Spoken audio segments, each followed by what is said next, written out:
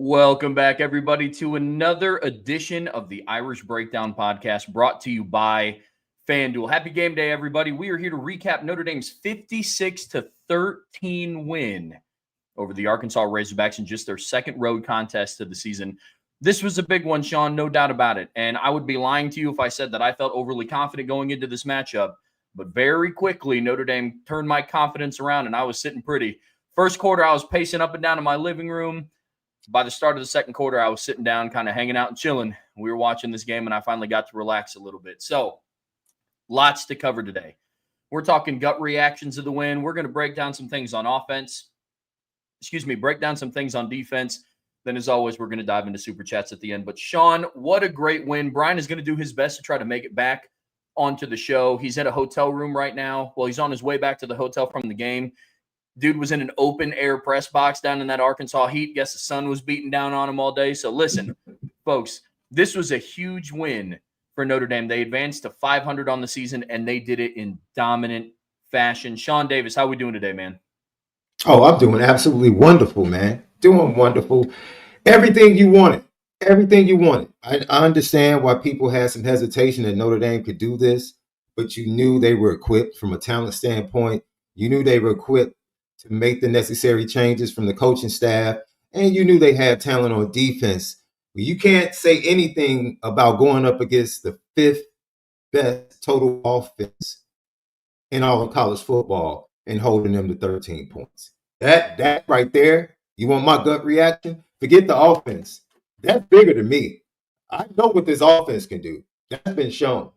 For them to walk there and to improve from the second half last week and improve upon that this week. You saw plays from the secondary. Well, we're going to talk about the two safeties when we get to the defense. The two safeties today? Yes, sir. I don't want to hear anything to talk about Xavier Watts. I don't want no talk about X. We have two safeties. The linebacker showed up and made plays. The defensive front showed up and made plays.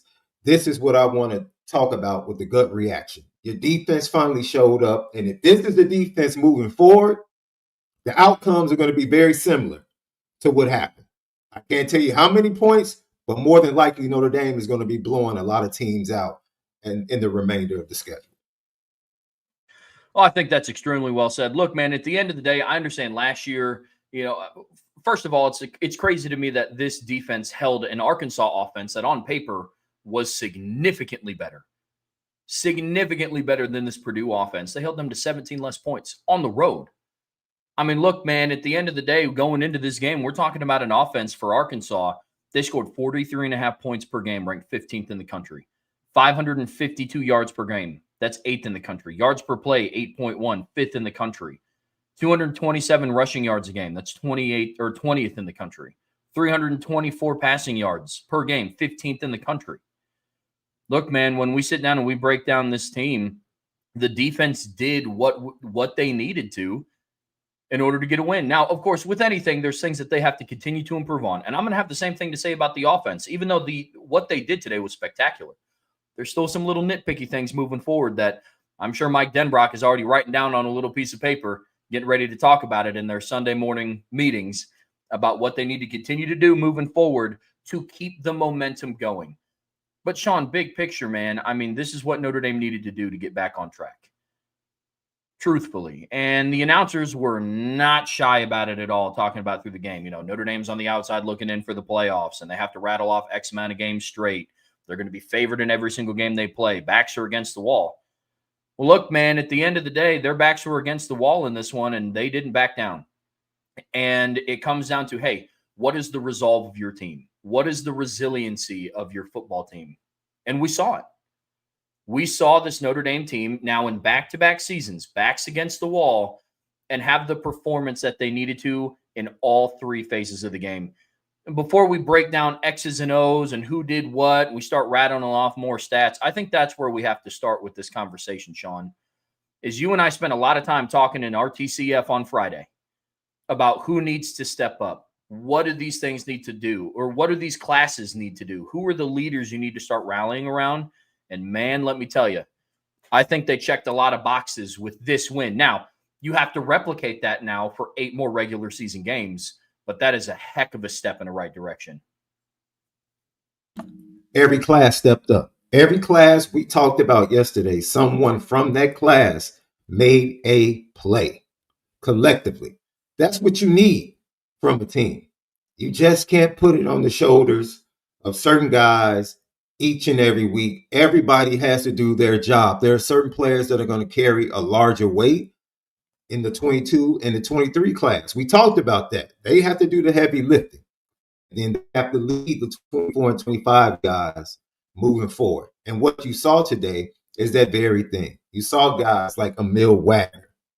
Man, the work he did at right tackle. Billy Shroud, what he did. Then you saw the work, the guys like Gabriel Rubio. Once again, that dude, let me tell you something. He's trying to get a look from the NFL, bro. The way he's playing Trev. He not only is he stopping the run, but he is getting penetration and pressure on the quarterback and pushing the pocket. And we've been waiting for that addition to his game. And he's showing that he's worked on that and he's added it to his repertoire. So you're very happy about that. Man, look, the 24 kids, you see what Tay Johnson did today.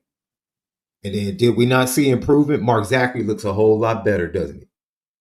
It's amazing. Some coaching and allow kids to make mistakes. He stood up to the pressure. They tried to go after him early. I thought they put him in very advantageous situations early, allowed him to come forward, tackle. He had some really physical plays in support. And the linebackers, Drake was, man, playing on fire today, running side to side. He must have heard what Sam Pittman said about him in the press conference this week when he showed him some love. So, and I know we're going to get to it schematically. There were some good changes made. To me, it looked a lot simpler. They were quiet defensively, and we'll get to that. And I'll explain that a little bit later. But they were so much more quiet and sure defensively. And that's something else. So, big picture, you feel good about this win. I know they're only 2-2. We said it yesterday. The next 4 games will tell you who this team is. And if this is a picture or a peek into who they are on the first leg of the next 4 games, man, if you're going to get that performance, and like we've been saying it, Trev, I wouldn't say that was dominant A+, A- performance defensively. I wouldn't give it an A-, but that's good enough with this offense. That right there is good enough. You know what? I stopped short of that. Let me correct myself. Because of the offense they were facing, even with the flaws, I would give it an A-, Trev. I would. Staff, players, execution, everything. And we heard execution over and over again from Marcus Freeman. He got it. The message got across. The message definitely got across to his players. And they went out there and starters, backups on both. Man, they came out and played against the starters on both sides and dominated with the backups. They even got to the 3rd string and 4th string running backs. So this is impressive, man. People could sit up here and don't back off now, because there are a lot of Notre Dame fans, Trev, that were skeptical about this game, kept saying we can't overlook Arkansas. Arkansas is a scary team. They lost 2 games late. Okay, if that's the way you felt, don't look at Notre Dame, dominate them, and then say, well, it was Arkansas. You can't do that. You can't do that. If you had a trepidation before the game, then allow that to give you a perception that Notre Dame is finally starting to reach the level that we felt like they could play at all year long. If this Notre Dame team has shown up the first 2 weeks, they'd be the top three, one of the top 3 teams in the nation. It's as simple as that.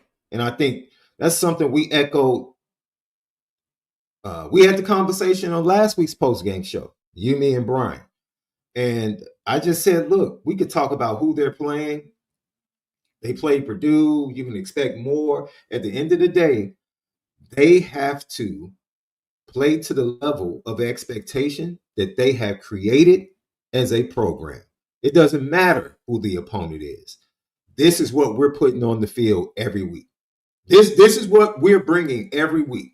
Doesn't matter who the opponent is. If they can do that, Trev, if they can give this effort, this execution, this level of coaching on both sides of the ball every week, man, let me tell you something. I might be able to name you 2 or 3 teams that they wouldn't beat handily. I mean, I'm just being honest. If they play to this level, this is a full, complete game, both sides of the ball. And, dude, you want to talk about – I was a little mad, Trev. They could have kept that special teams play in the back pocket. I thought, yeah. It's like up 42 to 10. 42. You wasted that. Say that for like USC or somebody else because it was beautiful. It was absolutely beautiful. So it was good to see Burnett back. A bunch of extra points, 8 of them. And then Rendell, another week off. He has the best job in America right now. So, oh man, Trev, I'm amped, man. I'm amped. We need it as a fan base. Notre Dame fans, enjoy this because you deserved it. You needed to see this to ease the tension, relieve some of the stress. Now you can get back to believing that they are good. They are talented, and they can play as good as we thought they could play. And so now it's onward, man. It's onward. Let's get it. Onward to victory. Hey, you about to break out in the song? Come on now. Hey. Okay. I'll get some music going for you, Sean. Let's hear that voice now. Come on. There's something that I want to address, and it's a conversation that's going on in the chat right now. And I keep hearing a lot of people say that, and it's not just specific to the live chat. It's also, I've seen it on Twitter. I've seen some people post about it on the premium message boards at boards@irishbreakdown.com. They keep talking about how Arkansas gave up on the coach. And you're saying that like it's a bad thing. I mean, it is for Arkansas.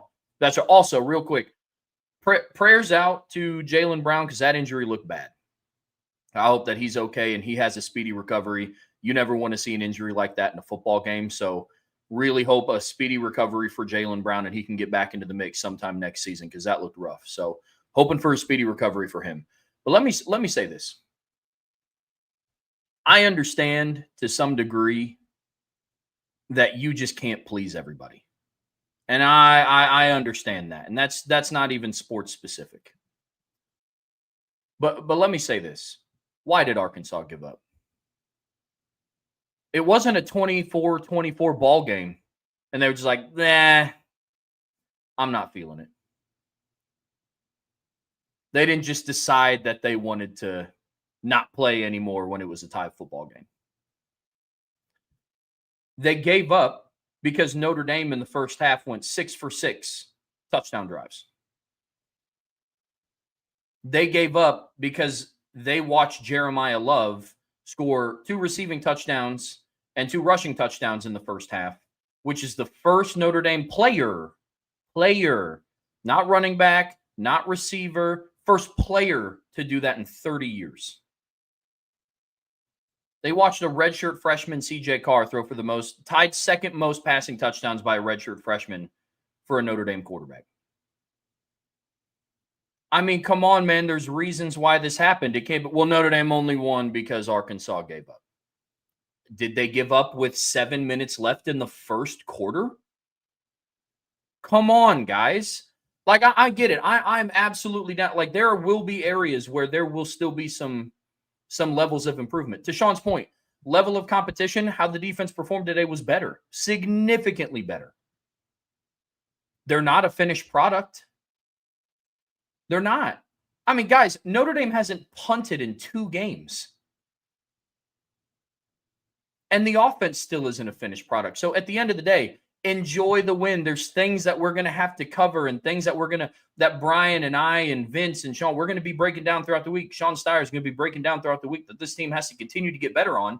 Because at the end of the day, them playing down in Fayetteville wasn't the national title game. That wasn't the playoffs. But at the end of the day, when a Notre Dame team can go into SEC country and beat a team into submission and literally just not want to play the second half of football, that's noteworthy.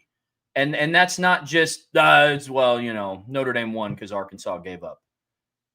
Nah, I'm not hearing that today. This was a good win, man. This was a good win and a step in the right direction. And I hear you. It's not a finished product yet. But look, man, at the end of the day, this was a heck of a win. Sean, to your point, the second stringers came in and put in work against the first stringers. And so this was one from top to bottom where the execution looked good, man. It did. I mean, offense, like I said, on drives in the first half. The second team offense scored on their first drive against Arkansas's first team defense. Took care of the football. No turnovers. One got close. CJ's got to be careful on that one over the middle now. Like I said, Notre Dame hasn't punted in 2 games. Defense did what they need to. The first team defense, the entire game held Arkansas to 13 points. 207 passing yards. It's not bad for a quarterback in Talon Green that coming into this game, his lowest total yards output was 350 yards. That's not bad. Also, beautiful way to end the first half, Sean. Beautiful way to end the first half. Don Schuler gets the punch out, recovers the fumble. Jadarian Price takes a swing route to the house. This was a good win, man. This is absolutely a good win, and one that I think that people need to enjoy, at least for a little bit.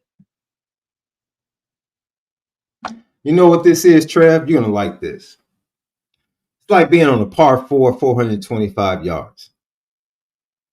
Shanking your drive to the right. You're in the rough.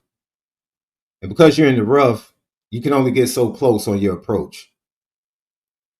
You're just off the green, and then your pitch still leaves you 15 feet away from the hole. But you sink the putt and you par. Third shot was better than your first 2 shots. And that 15-footer, that's a darn good putt. So you feel happy leaving. Don't you feel happy going to the next tee? So I don't understand why people aren't happy going to the next tee or going to the next game. I just don't get it. I don't get it, Trev. It doesn't matter how bad the first and second shots were. It doesn't matter that you couldn't pitch it within 3 feet. Give yourself a chippy. All that matters is you put 4 on the scorecard. How the 4 got there, it doesn't matter.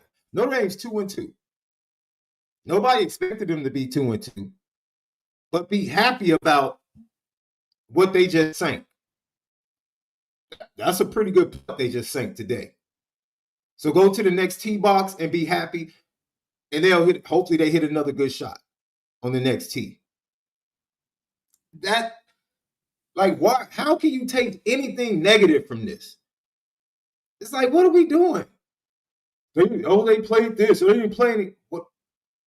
You can't please. There's nothing because they're not playing anybody the rest of the schedule. So you're not going to be happy at all because they're not playing anybody. Boise State isn't that good. North Carolina State, they're okay.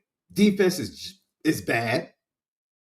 USC just lost to Illinois. They couldn't stop Illinois. Illinois fumbled twice inside the 5-yard line. That's the only reason the game was close. Who are they? How can you not be happy? But shouldn't even be in our vocabulary as a fan base. As much as we were frustrated about the first 2 games, everybody should exhale today. Say, man, we got that. We needed that. We needed to play like that. We needed a dominant performance now. But this started last week, Trev. Remember? Remember I said, wait a minute. And I pointed this out to you and Brian. I said, we saw some things. I know we're not happy with certain things, but the turnover faucet got turned on because we've been waiting for it. Where are the turnovers? Turnover faucet got turned on. They tackled better against Purdue. You saw that trend continue today. Like building blocks. This is how you get better when you have a bunch of issues. Piece by piece, one step in front of the other. That's how you walk into the team that you ultimately want to be on the defensive side of the ball. And we saw that from this team.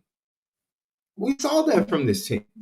So the things you're pointing out that people are saying in the chat, you know, it is what it is, right? There's nothing else on this schedule that can make anybody happy if we're going to determine how we feel about what Notre Dame does based upon who they're playing. They lost to the two best teams on their schedule. There's nothing you can do about that. That's not changing.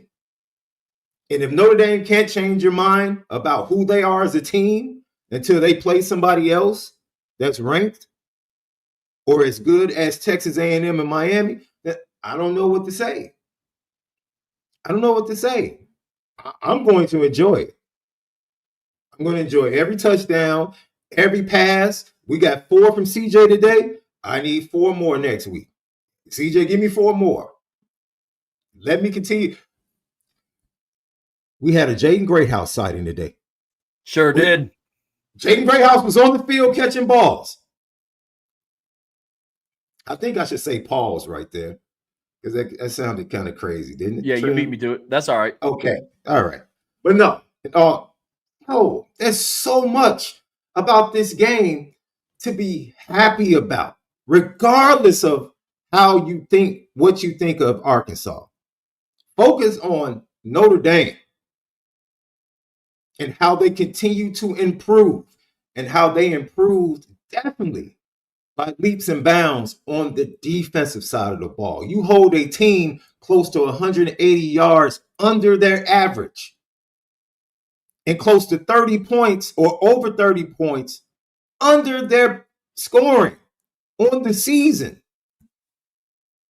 It doesn't matter. That's what they do. And they've done it every week. They did it against Ole Miss. That's a ranked team.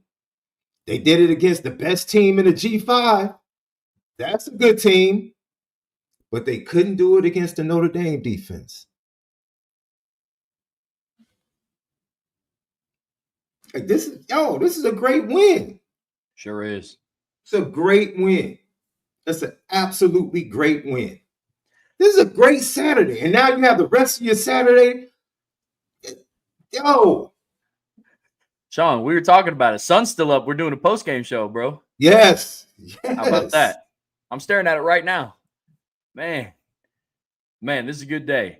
I'll tell you what, though. I was not expecting – you guys heard me all week talk about taking the over in this game. The over-under was set at 63.5 on FanDuel. I was not expecting the over to hit, but the final score to look like this. You know what I'm saying? Like, I thought the over was going to hit because I thought it was going to be like 38-35. I mean, my final score prediction was 45-38. Yeah, but all of you guys on your predictions were pretty close. Like in the same range. The margin of victory kind of differed a little bit. But everybody had Notre Dame winning pretty much by, 2 scores. And I think the one thing we talked about on RTCF, Trev, was I shared what I had heard from a couple of people that follow and saw cover them, and they flat out told me this team is ready to break. They're like, dude, if Notre Dame jumps on them early, and you look up in the second quarter and the stands are empty, which goes to the point that they shared with me as well, that the only reason the stands are going to be filled tomorrow is because it's Notre Dame. If it was just a regular SEC team, fans are done. So, and that's what you want to do. Notre Dame went in. They were fortunate due to a drop pass. They were fortunate to hold Arkansas to a field goal on the first drive. And then you saw the defense settle in. The defense settled in. They got stops, and they kept giving the ball back to the offense, and the offense kept doing whatever they wanted to do. Whatever they wanted to do, they did it. Mike Denbrock was in his bag. I think the only turnover, they kneeled down for victory, and then turnover on downs. That was it, right? Everything else was a touchdown, wasn't it? Yes. Yes. Yes. And the turnover on downs might be the only call you say, Denbrock. Well, that was frustrating. Like you called that fake punt, and then those are the 3-4 plays you follow up with. That was like, okay. Like right. It kind of reminded me. You remember when they were trying to put the game away last year against Georgia Tech? And they ran like a fake field goal or it was that fake punt reverse to Jeremiah Love. It almost looked the same, but Faison threw it today, and they picked it up, and then they just had 4 plays. I was like, all right, yeah, that ain't it. That's not the play call that you want to make. Yeah.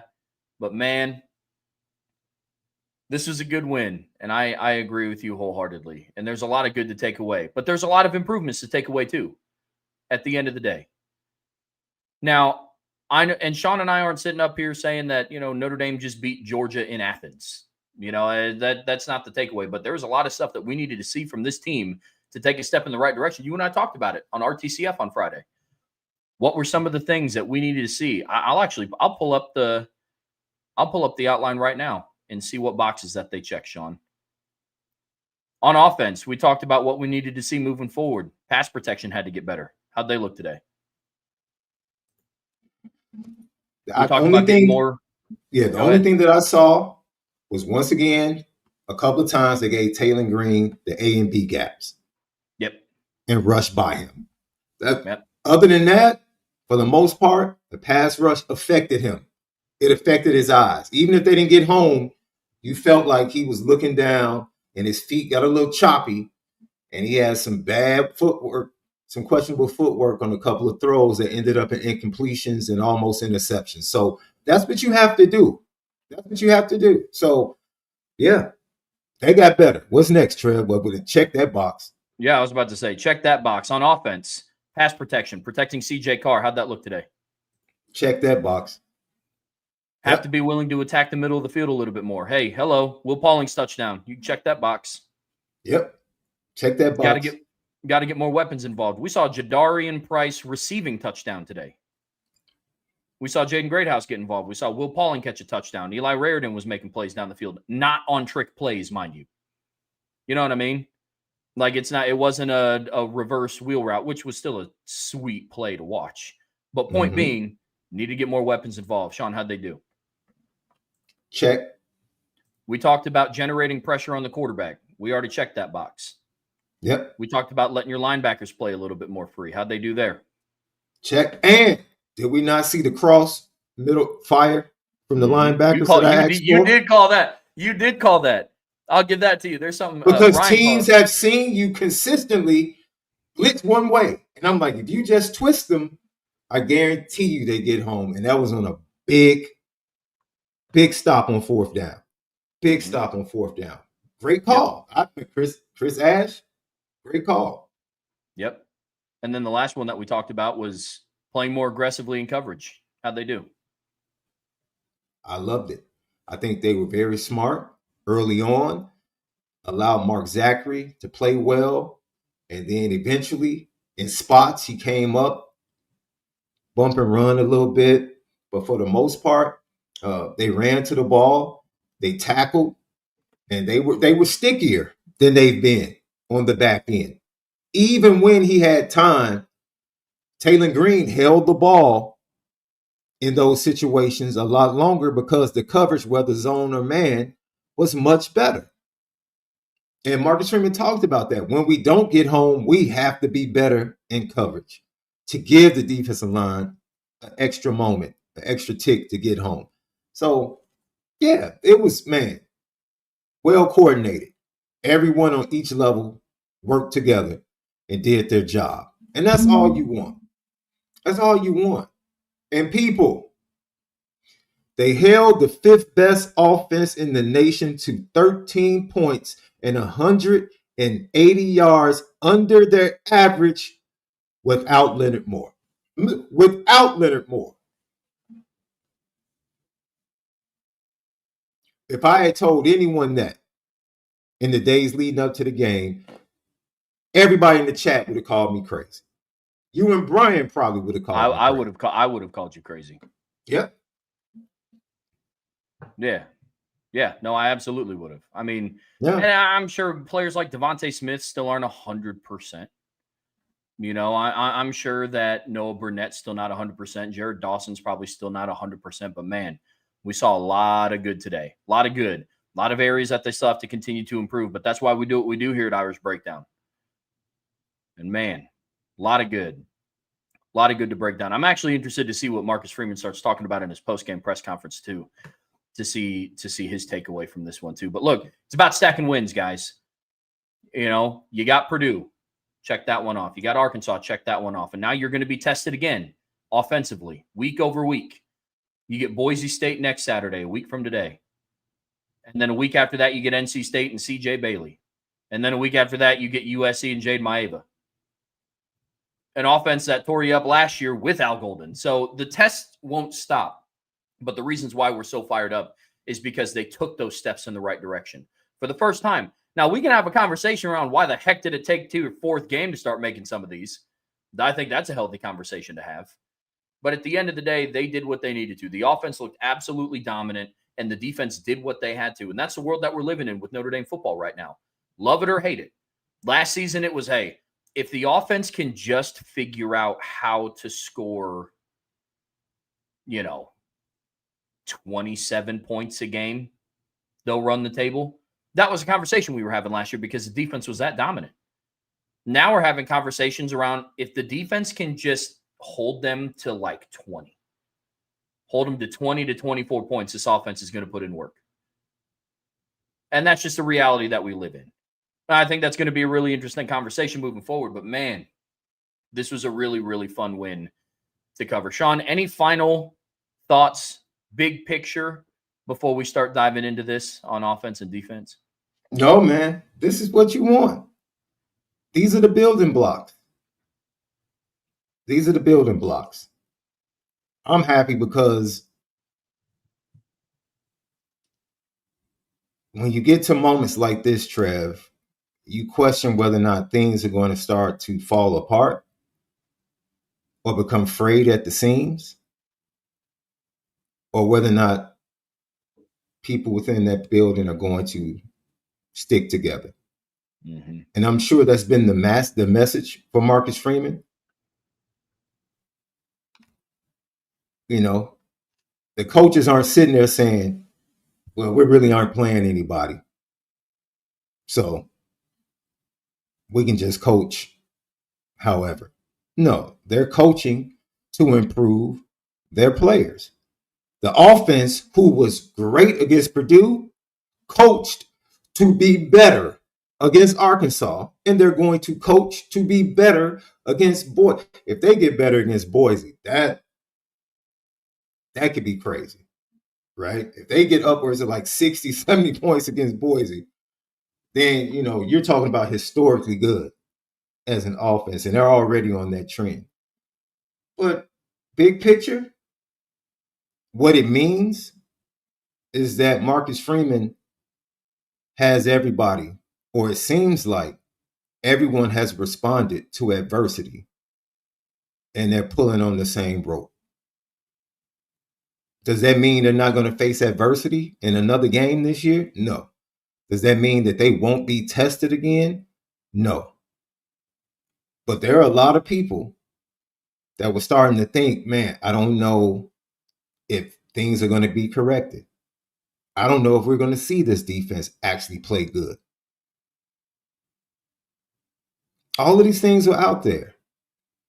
And so to see these positive things, regardless of who they played, I don't care who they played. When you see improvement, it should make you feel better moving forward. Plain and simple. Once again, they played the 5th best Nobody was worried about the Notre Dame offense in this game. No one was worried about whether or not Notre Dame was going to score in this game. Everyone was worried about whether or not the Notre Dame defense could hold Arkansas. And once again, 180 yards under their average, 30 points under their scoring average. Fifth best. Is that not a test for a defense struggling to go up against the fifth best offense in the nation? Those are facts. It's not anything made up. Those are facts. And you get that performance, that's huge, man. And it's huge for the confidence of the kids. What last week, Mark Zachary needed today. Christian Gray, another good game. He needed that. He needs that. His confidence was in the dumps, per se. He needed that.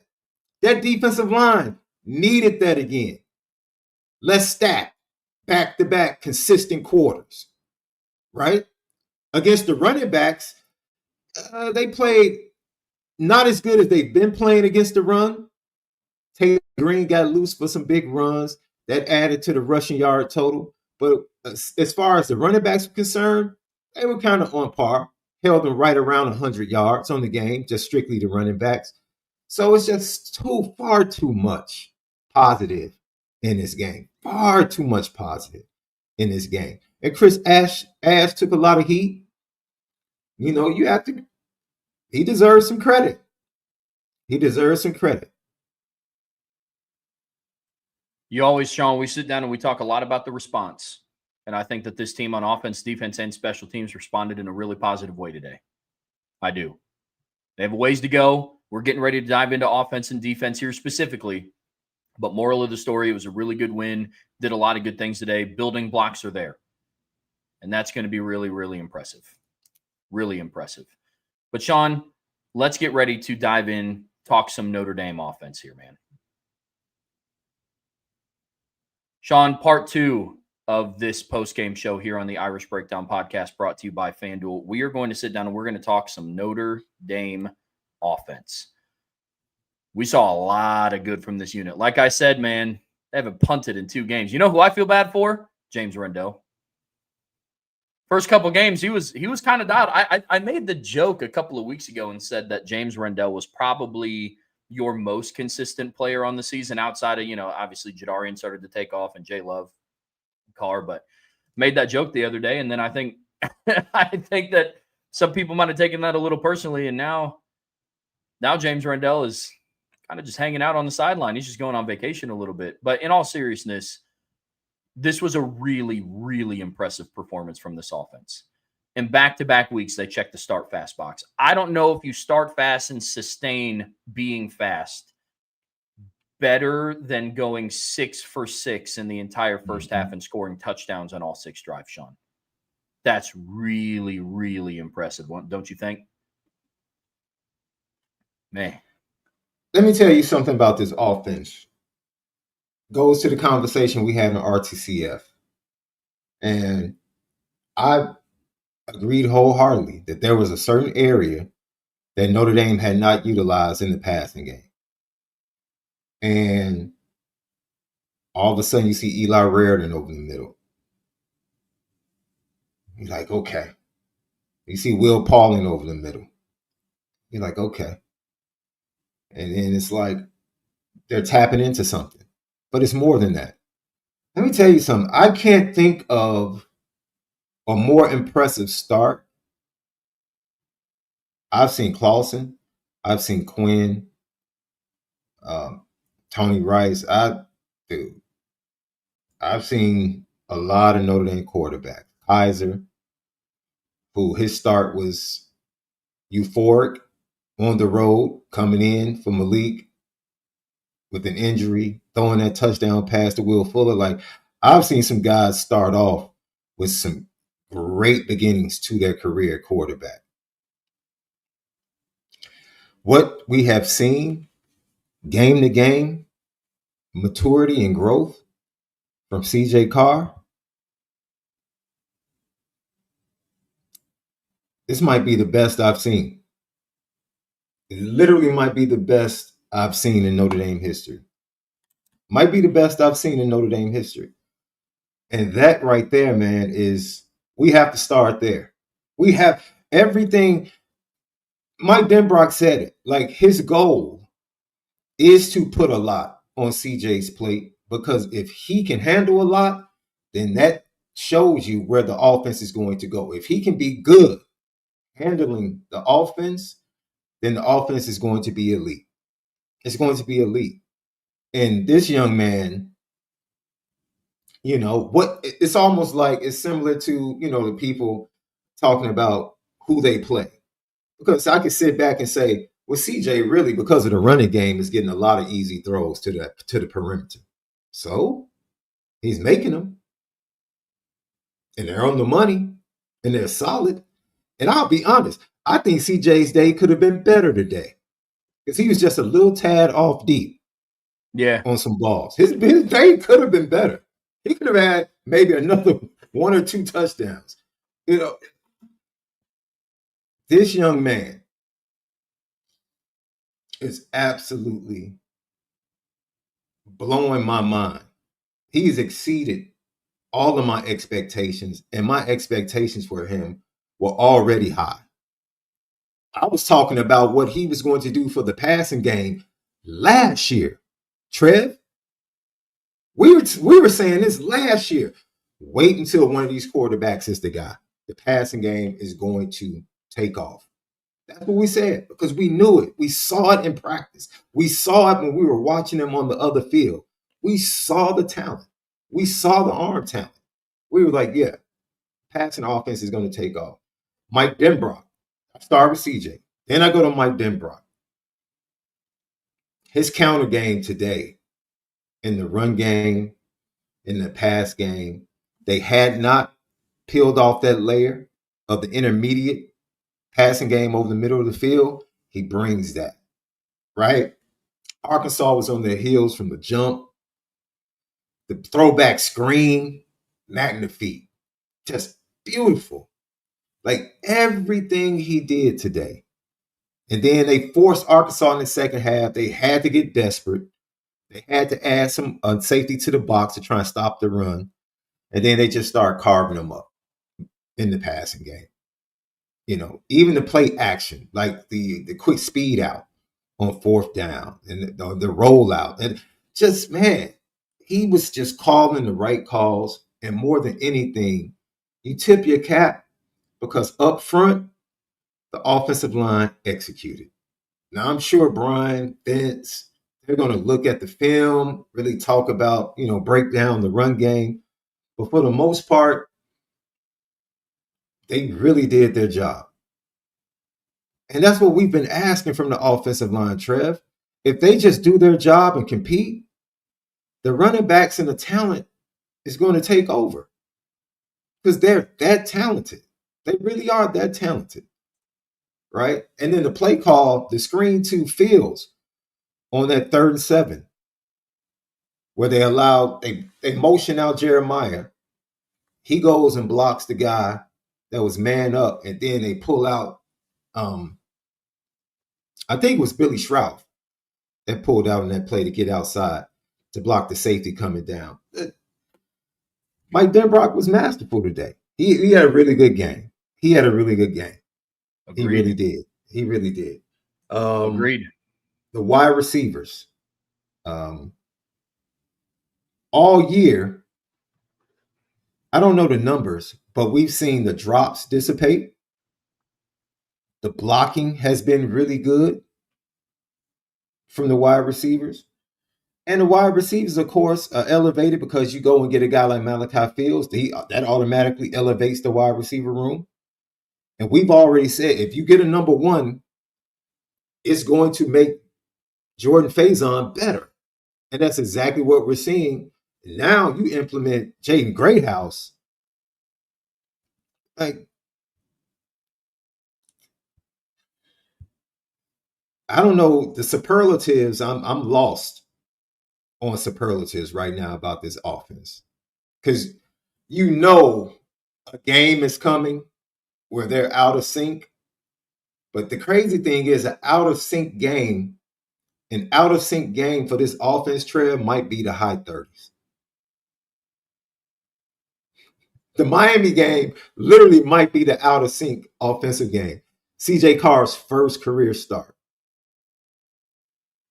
That just tells you how good they are. And so when Mike Denbrock said, I came back to make the offense a top 5 offense, they might be on their way. They literally might be on their way. So those are my offensive takes, man. I left a little meat on the bone, but no, you're good, man. Look, at the end of the day, you're not far off, but I don't know how much more we can get into talking about offense until we get the offensive guy in here himself. Until we get hey, I'm introing you, man. I'm introing you. I'm just happy they let him out the parking lot. Man, I was running over people, man. I was like boxcar derbying it. I heard it, bro. You called me on your drive over. I was like, is that person okay? You're like, hey, man, I'm going to get to the show as second I can. It's game day. It's game day. You got to get out the way. You know what I mean? It's how we roll. How you guys doing? Great. Heck of a game. Heck of a game. So, look, I won't be able to be on the whole show. The internet connection here is bad, but I did want to jump on for a little bit and share some thoughts from the game. Sean, you said something, and I'll say that I'll make this statement. That was the best designed, called, and executed half of football that I've seen in my lifetime. Arkansas is not a very good defense, but they made that defense look horrible. Like, I mean, I have never in my life, in my opinion, that I remember, gone 5 for 5 in keys to victory. And it's not because like, oh, look what I mean, it's man, this is what this team is capable of if they do this, this, and this. And and we'll dive more into it in the show on Monday, Trev, you and I. But I mean, came out aggressive. You first play the game. You run a play designed to get a guy open for a big play. You mixed up the run game. They were balanced. They used motions well, different personnel, 11 and 12. I mean, first series, they went 12, 12, 11, 11, 11, 11, 11, 11, 11, 12, 12, 13. Kind of 13. But, like, just watching the series, you come out the next series, and it's the same thing. It's 12, 12, 11, 11, 11, 12. Mixing up personnel, being aggressive, throwing the ball down the field. And, I mean, Mike Denbrock put on an absolute clinic today. And it's funny, people say, why can't Notre Dame ever get guys open? Like you see from most, this guys getting wide open. And he's done such a great job of that really this year, especially the last 3 games, of just doing things schematically to get guys open. I mean, even like the post, we also talk about the post wheel that they ran, where they had Micah Gilbert ran a seam and Eli ran a wheel route on the outside. I mean, I love stuff like that. And if Micah Gilbert runs faster, because he was kind of 3-quartering it, he takes that safety even deeper. The only reason that safety was even close to it is because Micah wasn't really taking off. And just an absolutely excellent game plan by Mike Denbrock. I mean, the last 2 weeks especially, I thought the pass game design against A&M was excellent. I didn't love the run game design. The pass game design has been great for the last 3 weeks, but the run game design the last 2 weeks has been excellent. Look, I'm going to jump into CJ Carr and the receivers and the running backs, but fellas, the biggest reason why today went the way that it went is the performance of the offensive line. Joe Rudolph had his boys ready to absolutely play today. Mike Denbrock did what he needed to do. Trev, you and I talked about it in the Keys to Victory show on Thursday, right? Push the tempo. They were going pace early in the game. Get those 320, 380-pounders having to go quickly. They did that. Those guys were worn out by the end of the first quarter. They were done by the end of the first quarter. Mix up run game inside out. And the only time that really they got stuffed in the run game that I can think of early on was on a couple stretch plays where Arkansas was able to kind of stretch them out a little bit. But just an absolutely brilliant performance by the line. I mean, one of the best parts of the day, talking about, just being just locked in as a coach, which Mike Denbrock was. First drive of the game, they go 3rd and 7. They run a little tunnel screen, goes incomplete. Arkansas has a roughing call. Arkansas brought heat. Notre Dame didn't have enough guys to defend it. They read to play well. Denbrock saw that. It was offsetting penalties. He sees that. So they line up. They go trips over. So we broke this down on the thing last week. 3 receivers to left, but then they brought Eli Raridan over to block, which created an extra hat, an extra space, an extra gap to the call side, and they just ran outside zone. And Arkansas brought a blitz again, and they just ran outside of it. That's a great play call. And once Jeremiah Smith gets outside in space, it's a wrap. And he's almost as good in space as Jadarian Price. I say jokingly, somewhat jokingly, in this game. But again, what helped those things, guys, was the performance of the line, getting a push up front. Billy Schrouth was an absolute animal today. Did you guys? So Trev, I know you saw it. Do you remember the play? He was blocking backside, and he was literally blocking 2 guys at once. He was blocking 2 guys at one time. He was so good. Anthony Knapp had several good blocks. There was a couple times backside of some outside, some mid zones and back. They got beat across their face at the tackle spot a couple times, if you want to nitpick. But I loved the push they got in the first half. They played together. There were I can't think of a single MA run through that they allowed in this game. I can't think of one. The only time I remember them getting really any pressure was when they brought more than Notre Dame had to block. And even there was 2 times that Anthony Knapp got beat pretty cleanly to the outside. But on both of those plays, he had really nice pass sets, got width, looked athletic, and it just showed he doesn't have a great feel in space. So when he went to block the guy, he missed. But because he got such good width and drop in his pass drop, by the time the guy got around him, he was way behind CJ Card. He was going to have no chance. So, even the play where he missed, his technique was really good up to the point of engagement, which forced a really wide take by the end. And at that point in time, he wasn't going to impact the play. So, that's improved technique. Now he's just got to get better at the point of engagement. I thought Ashton Craig was really good today. I thought Gerby was really good today. Part of the reason that CJ was so good, fellas, is you take a quarterback like him with a receiving core like that, and you give him all day to throw. His first, so they get back in a 1st and 25. They run a little mid zone for 6 yards, I think. And then they hit the backside dig. You guys know that was his 3rd or 4th read, right? That wasn't even close. He wasn't like, hey, look off and come back to the dig. No, he was reading something else and then came back to the dig. He did that multiple times. The touchdown pass to Will Pauling was not the 1st or 2nd read on this particular day. And he was comfortable in the pocket, so he clearly had confidence that his guys were going to give him time. And I just thought they did an exceptional job up front and got movement. And, second half, they weren't that great. But, guys, I don't care what you say at halftime. When you're up 42-13, it's impossible to come out with the same energy and focus that you had when it was nothing. You're just not going to, right? So I'm fine with that. It is what it is. But that 3rd down in the first drive, do you guys know they did not get into another 3rd down until the touchdown drive right before the turnover, the one that made it 35-13. They did not get into another 3rd down until then. And a big part of that was they were giving CJ time. He was making great decisions. And then whenever they ran the ball, it was positive yards. I think the shortest gain they had in any kind of non-goal line situation was, 3 yards.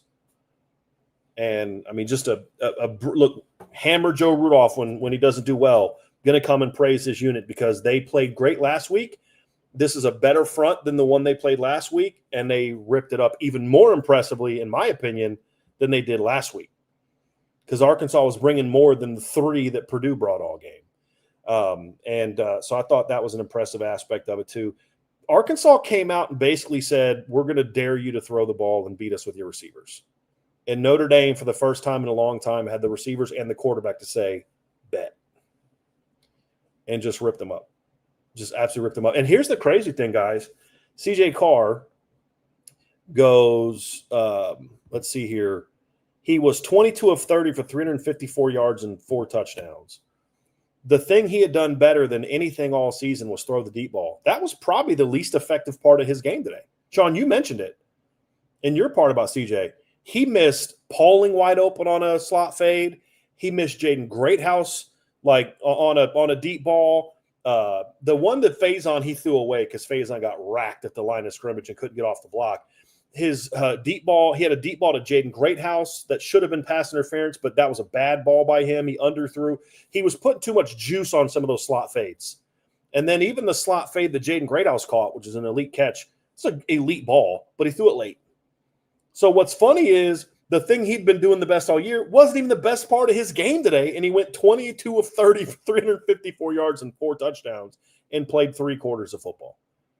I mean, it was an elite performance, but guys, he was also throwing to open receivers all game long because of the scheme and just the Arkansas. We said it during the week, Trev, and I know Trev, Mike, Sean, I know you guys talked about it too on your show.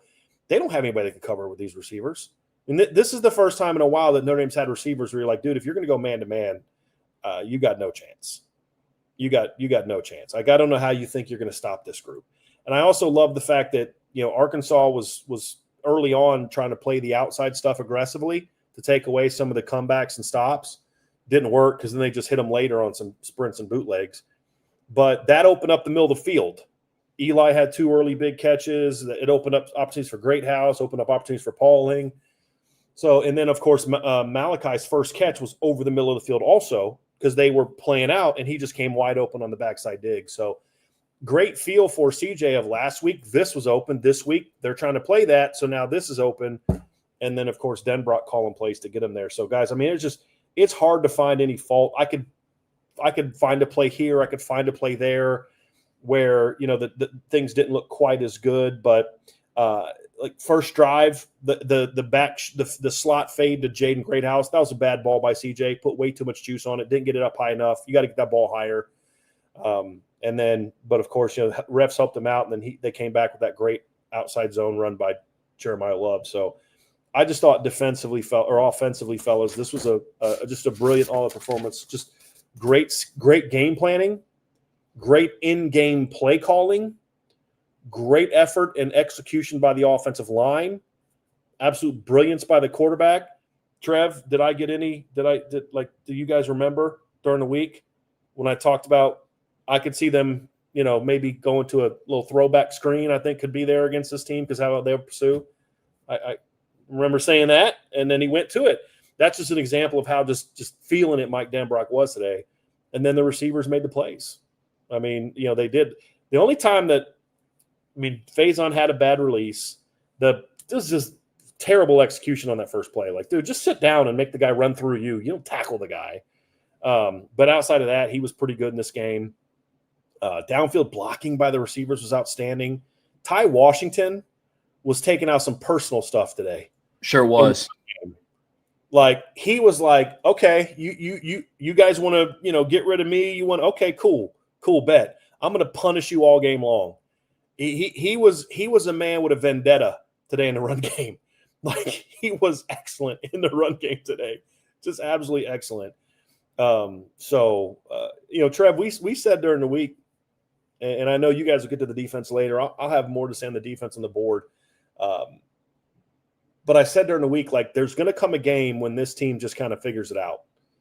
And when they do, they're going to look like world beaters. And that's exactly what we saw today. And again, defense was far from perfect. It was a baby step. I'll just say this. I thought schematically nothing changed. Mickens' DBs were playing more aggressively the ball. I thought that helped. We'll talk more down the road. But when this offense plays like this, it takes so much pressure off the defense. It's like, guys, let them score. Just hold them to field goals, not touchdowns. Because if you score a touchdown and they get a field goal, it's going to be an 11-point difference because you just can't stop this team. I mean, you think about it, the last 15, last 31, no, it's not correct. It's 8. I think the last 16 drives the first team offense has had, they failed to score twice. Let me correct that. They failed to score a touchdown twice against Power 5 opponents. Like, this is as good of a performance you're going to see. And Sean, you nailed it. This is what Mike Denbrock came back here for, but he needed a quarterback that could run the offense the way he wanted to run it. And that's exactly what we saw today. And then they needed receivers that could carry it out the way they needed to carry it out. You see the impact Malachi Fields has on this football team. Sean, you said it absolutely spot on. You put that kid on the backside, And it's very hard to then defend Jaden and Jordan and Eli, and then, of course, Jeremiah Love out of the backfield. Just guys, I don't know, like, if this team plays like this, even with the defense not really making many schematic changes that a better team will have be able to take more advantage of. It's like when this offense plays like this, it puts so much pressure on your own offense. Crap, we only got a field goal. Because, they're going to go down and get a touchdown. I mean, that's kind of how it's going right now. And then the offense puts them up 28-10. And then now, because, the defense was getting run on in the first half, just getting flat run on. Easy out flat stuff. But then they make a couple of their own mistakes. They get held to field goals. And then the offense answers with touchdowns. And now it's like you can't run on Notre Dame anymore because you're down 3 touchdowns. I mean, the way this offense is playing, even if the defense gives up 35 points, you can still win by 3 touchdowns. I mean, that's the last 10 quarters of football by Notre Dame, actually 8 of the last 10 quarters. Can we remove the fourth quarters when they pulled the starters? The last 10 quarters of first-team offense has been as good of a stretch as I've seen at Notre Dame since I was maybe ever.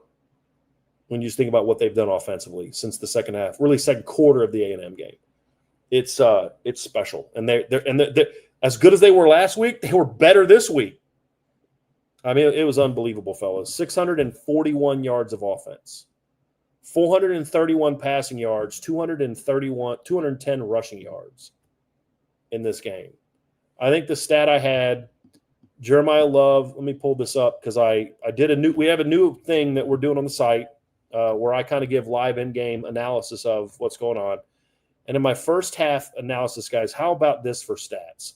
In the first half of this game, the Notre Dame running backs accounted for 218 yards on 23 touches and had 5 touchdowns. The first half. And the wild thing is Jadarian led the team in rushing in the first half. Jeremiah led the team in receiving in the first half. He had 4 catches for 71 yards. The first half. Mm-hmm. They combined for over 100 yards rushing and over 100 yards receiving in the first half. They had more receiving yards than rushing yards between the two of them in the first half. Well, that was the one thing that I called. I think I said that wrong. It was almost as many receiving yards as they had rushing yards in the first half. Because it was 57 and 55. So they had 112 rushing yards. They had 106 receiving yards. So almost as many receiving yards as they had rushing yards in the first half. Think about this. In the first half, the Notre Dame running backs went over 100 yards rushing and over 100 yards receiving. Haven't we been begging for this for years? And Denbrock's given it to us because he's a smart football coach. But I don't know that I've seen a better all-around coaching performance by Mike Denbrock, Joe Rudolph. Props to Jaywan Sider. I was very critical of the footwork of the backs the first couple weeks. They're getting downhill way too quickly. The timing of the run game was off. So, Jeremiah slowing things down, being more patient, letting the blocks develop, and now all of a sudden, boom, they're going. So this is what good coaches do. Yeah, season didn't start off the way we wanted, but how do we respond to it? We get better each week. And I'm going to tell you something right now, fellas. There's some things that I can break down in this game and tell you that I think they can play better. And that's kind of a scary thought. If you're like Boise State or USC or something like that, you're like, oh, seriously? Yep. Yeah. Well, I mean, Brian, earlier in the week, that was one thing I called, get the running backs involved in the pass game. Jeremiah Love was your second leading receiver today. He had 5 catches for 70 yards and 2 touchdowns. Yep. You get him matched up in space on these DBs and these linebackers and these safeties, you're going to win. Yep. And we saw Jadarian Price receiving touchdown today. How about that? Yep. You just got everybody involved. I agree. I got a stat for you, fellas. This is going to blow your mind a little bit.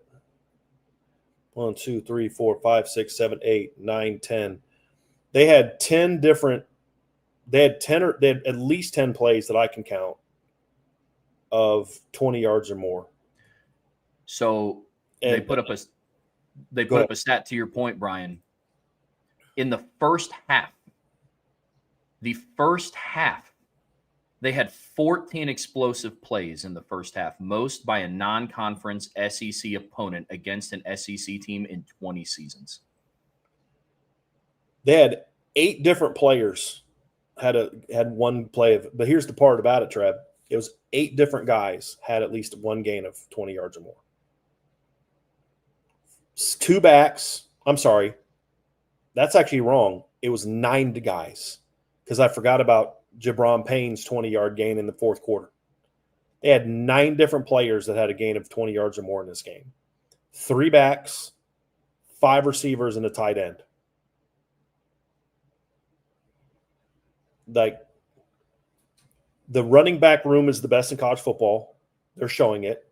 The receiver room is everything we thought it could be, Trev, so far. And they still haven't really learned how to get Greathouse going, but we're seeing glimpses of it in this game. Eli Raridan is every bit as good as we thought he could be. And the offensive line in the last 2 weeks is looking like the offensive line we thought it was going to be. But here's the kicker. As I had CJ Carr as a 5-star recruit, 5-star upside. He's better than I thought he was going to be at this point.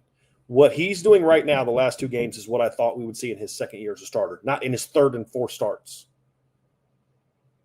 This is, as long as they can keep doing this, this team is going to be really, really hard to beat. Really hard to beat. So thanks for letting me come on and just kind of, give you some of my thoughts and share some of my stuff. Let me ask you a question, brother. Yeah, shoot. In your opinion, going back and looking over, just quick view, because I know you would probably have to dive into this. And just based upon what Denbrock said about peeling back layers and feeding. See, did it look to you like CJ was even more in control? Oh, yes. Pre-snap. I was impressed. Yeah. Like the way he was telling guys. He was making run checks today, Sean. Yes, I saw that. Like, it was very obvious he was making run game checks today. Yeah. Like I said, I'm impressed. Like that, I didn't expect that to be part of his development to this point.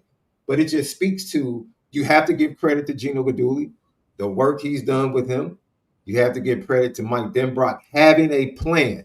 I think that's another thing. I think they had a plan. As much as you talk about that game plan versus Miami, I think that game plan was part of a bigger plan of how they wanted him to get to this point and what they wanted him to be to this point. Now, we can sit up here and say we didn't like the way they kind of took away, carries from Jeremiah Love and Jadarian Price and didn't really try to run the ball against Miami. But if we're just looking at this big picture and the development of CJ Carr, the plan that Mike Denbrock had is might be ahead of schedule. It's either right on schedule or ahead of schedule. I think it's ahead of schedule. I think his ability to handle the offense and show poise in situations has allowed Mike Denbrock every week to put more on his shoulders. It looked like there were some protection checks today. There were run game checks today. Just this poise in the pocket, going to backside reads and digs, and just asking him to throw the ball down the field. I mean, there's a lot they're putting on him. 4th down, putting it in his hands and asking him to make plays. I do agree, Sean. I think this is always the goal. This is always the vision by Mike Denbrock. But I think CJ's giving him the okay with how he performs, how he practices, and how he plays. Say, Coach, I give me more. And this is why. So like Riley Leonard didn't really start figuring out the offense until like game 5 or 6 last year, throwing the ball wise. But this is also where you see the benefit of being in year 2 in a system also. And I think CJ's just, we've talked about this, guys. The one thing that, Sean, you and I have talked about in different times is one thing that no matter who you talk to, that they'll praise both CJ and Kenny about is they are smart.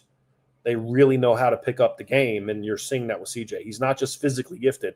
Like, I thought he was about to throw pick 6 on that outcut to Faison, but he threw it with such velocity. It's a far hash outcut. He threw it with such velocity and perfect ball placement on the outside. The guy thought he had it, and he just couldn't get to it. Now, I would recommend he not make that throw against a better secondary, and that's part of the learning process. But, like, that just shows the arm talent.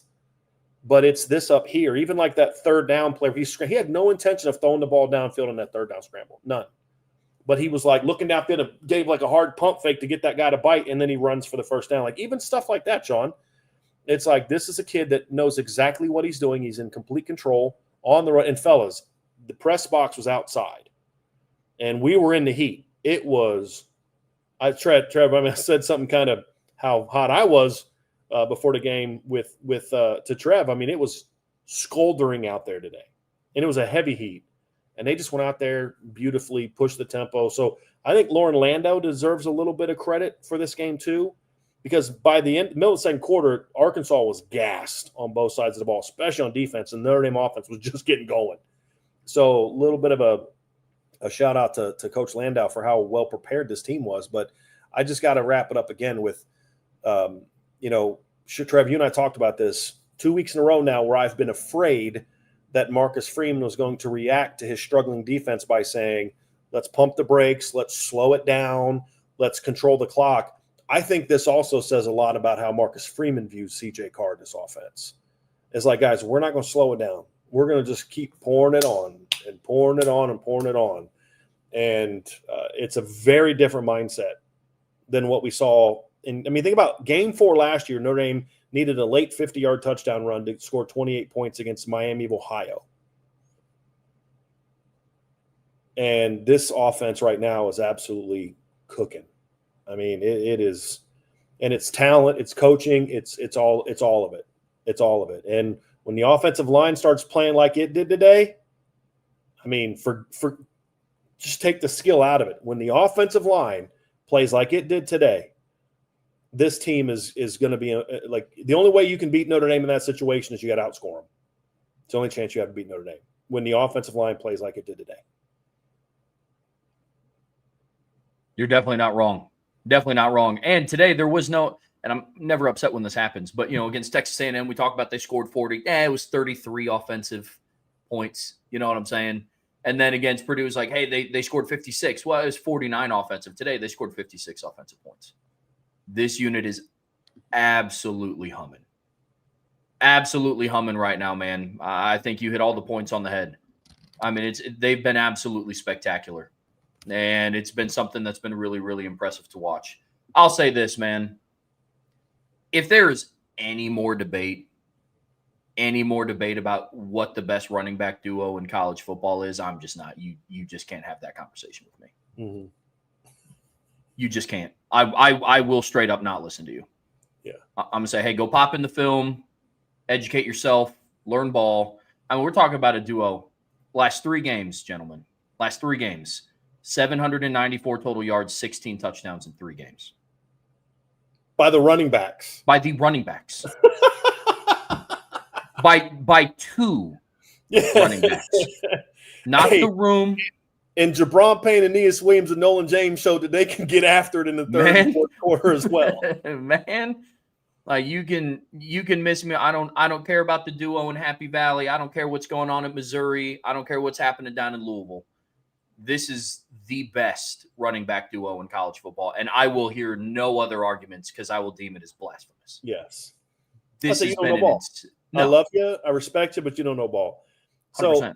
I went on the board, guys, and I'm like, I wonder if anyone's going to be negative about the game. And somebody, my guy Brent Byers tweets, makes a post and it says, I hate to be negative. And so I'm jumping on. I'm like, I'm ready to like, dude, if you can't enjoy this game, And he posts on the board, but I'm really worried that our punter isn't going to have to punt again until the CFP, at which point he will be rusty. Which sucks because James Rendell was really good the first 2 games punting, like really good. Like 3 times they pinned teams inside the 10, and I haven't seen him. Like, is he still on the team? Like, we haven't seen him the last couple games. So I was like, okay, that's well played. I'll take that. I'll allow that. I'll allow that negativity. It was hilarious. What do we say, Trev? Onward to victory, right? The next one. Sean, this is the second time you've teased you starting to sing, bro. No, I'm not going to do that, man. Come on, man. I don't want to lower the ratings, bro. I don't want people to drop off at a rapid rate. I don't all the singing talent was possessed by the females in my family. In this Yes. household. Yes. Okay. Yes. Yeah. Absolutely. No IB karaoke tonight, fellas. No. Not tonight. Maybe at a tailgate. We'll see what happens. No, but gentlemen, any final thoughts, big picture on the offense here? Because this was a great showing. Sean, you got anything left on the offense? No. Offensively, man, like I said, I talked about, Brian reiterated our thoughts. We agree on Mike Denbrock. I agree that now I have a better point of view on what I feel like his game plan for the offense and his quarterback was to start the season. And as critical as you want to be about the first week, I think he knew what he wanted to do. And like he said, I definitely think CJ has kind of, I don't want to say forced his hand, but allowed him to go even deeper into the playbook before he probably thought he would get a chance to go into it based upon where they are in games, right? So, and then, it's one thing to make a call, but when you have a kid out there who's able to check to the right pass play or the right run play, what do you do with this? What do you do with this offense defensively? Unless you just have dudes everywhere on your defense. Like, what do you do to this defense when you have an OC, a quarterback, and now the skill position playing at elite level, right? Because the question about the Notre Dame offense was what? The quarterback and outside receiver for many years. And that has been solved. And now you can see, with that being solved, I don't know. I'm scary. If they can play better than this, we might see one of those old school Notre Dame versus the Academy score. Sean, what's an off day for them? I said high 30s. I said high 30s. That's what I told Trev. High 30s. High 30s is an off game. That's an off game. I'm going to say this too.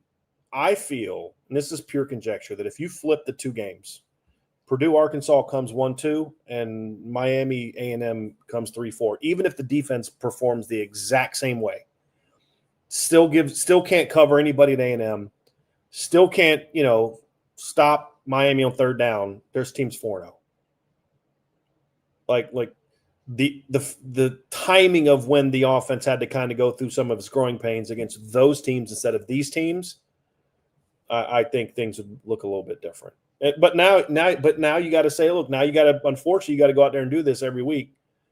And I'll just give like a little couple quick thoughts on defense when we move on to that, and then I got to bounce. But like this offense is humming. And to your point, Sean, it's kind of like 2023 with Denbrock.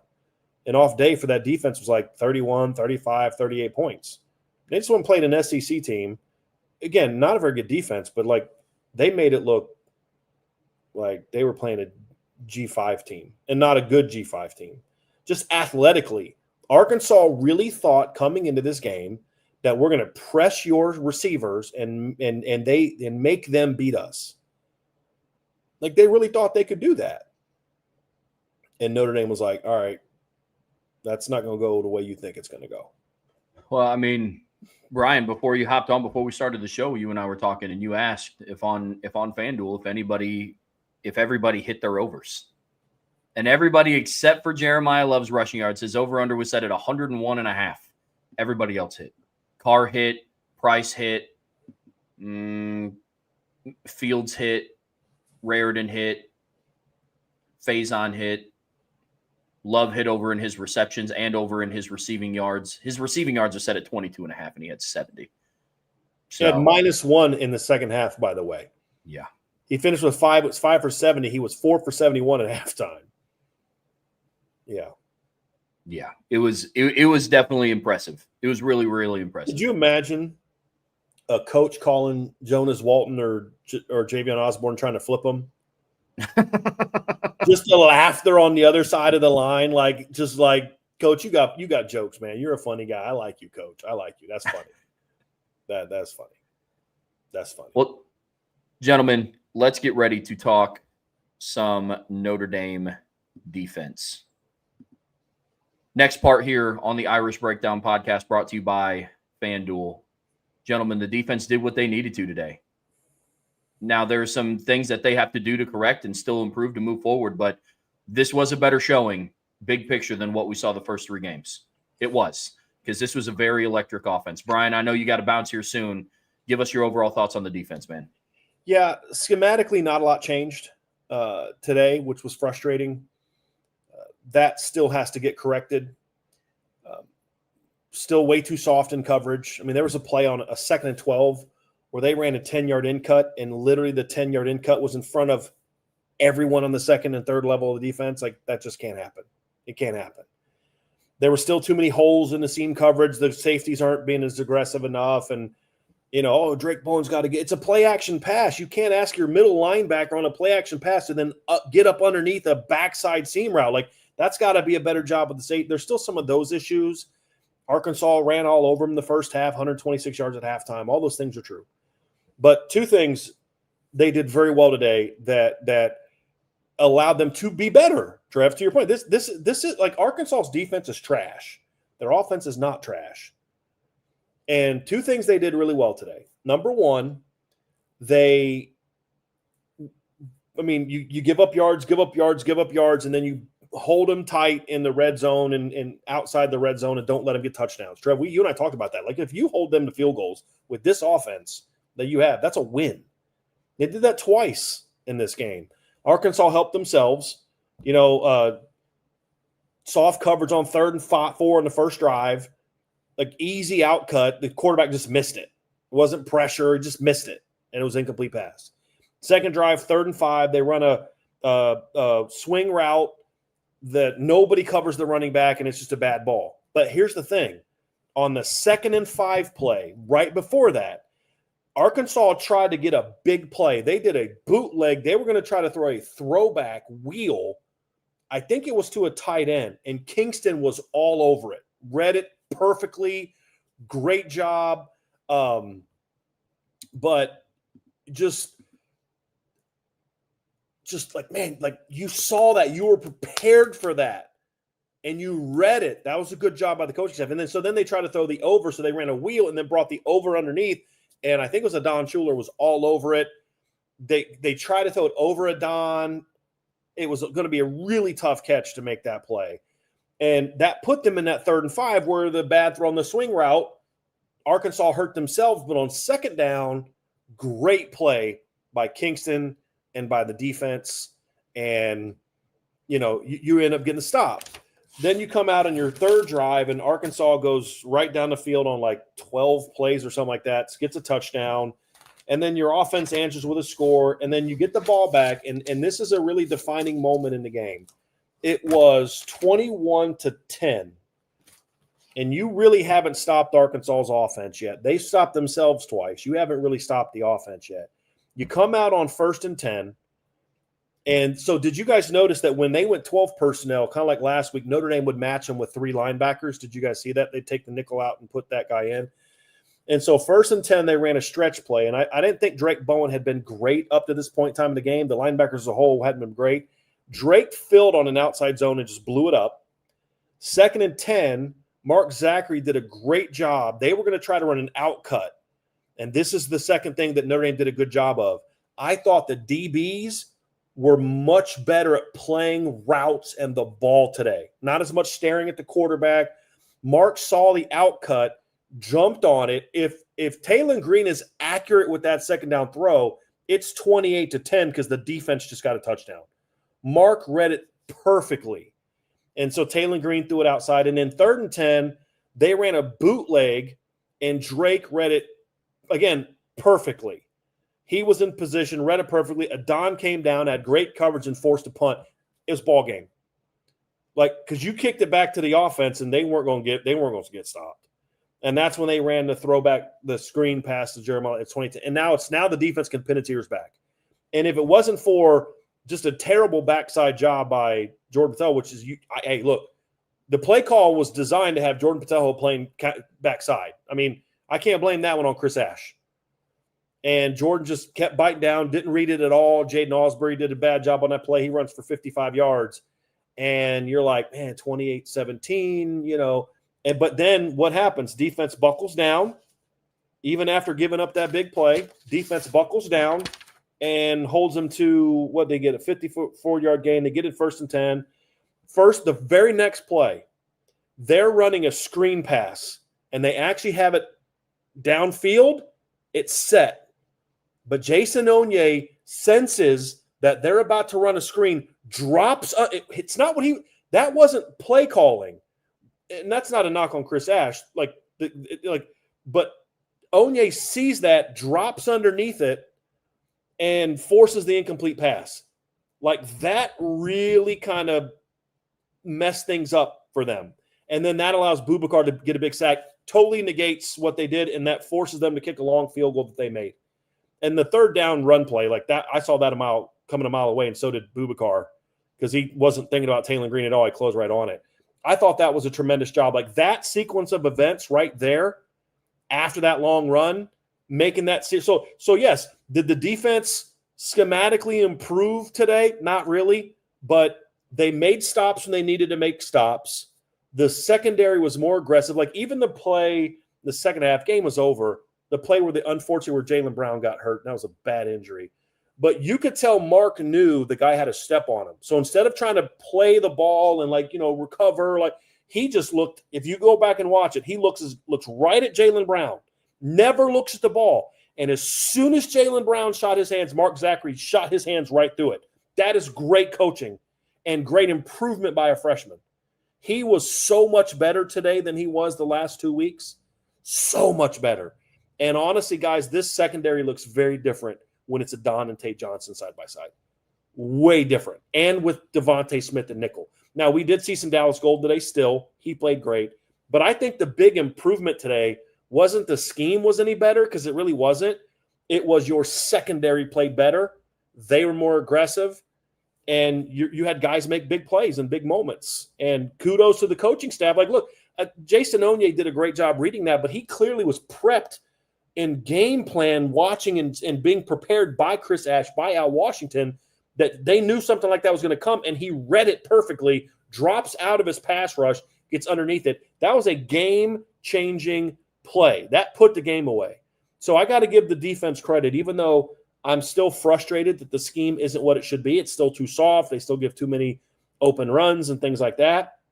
They did step up when they needed to, and they played like a solid defense today. They weren't great. They're nothing like they were last, but they were a solid defense today. And then once it was 28-13, they could just pin their ears back, and you don't have to worry about defending the run anymore. Because if this was a closer game at halftime, I don't know that they're stopping the run in the second half. I don't know that they are, because they were getting bullied a little bit up front, which was disappointing. Not overly surprising, Trev. You and I talked about that being a little bit of a concern, but that's what it is with this offense, man. Like, if you don't score touchdowns, you're going to fall behind real fast.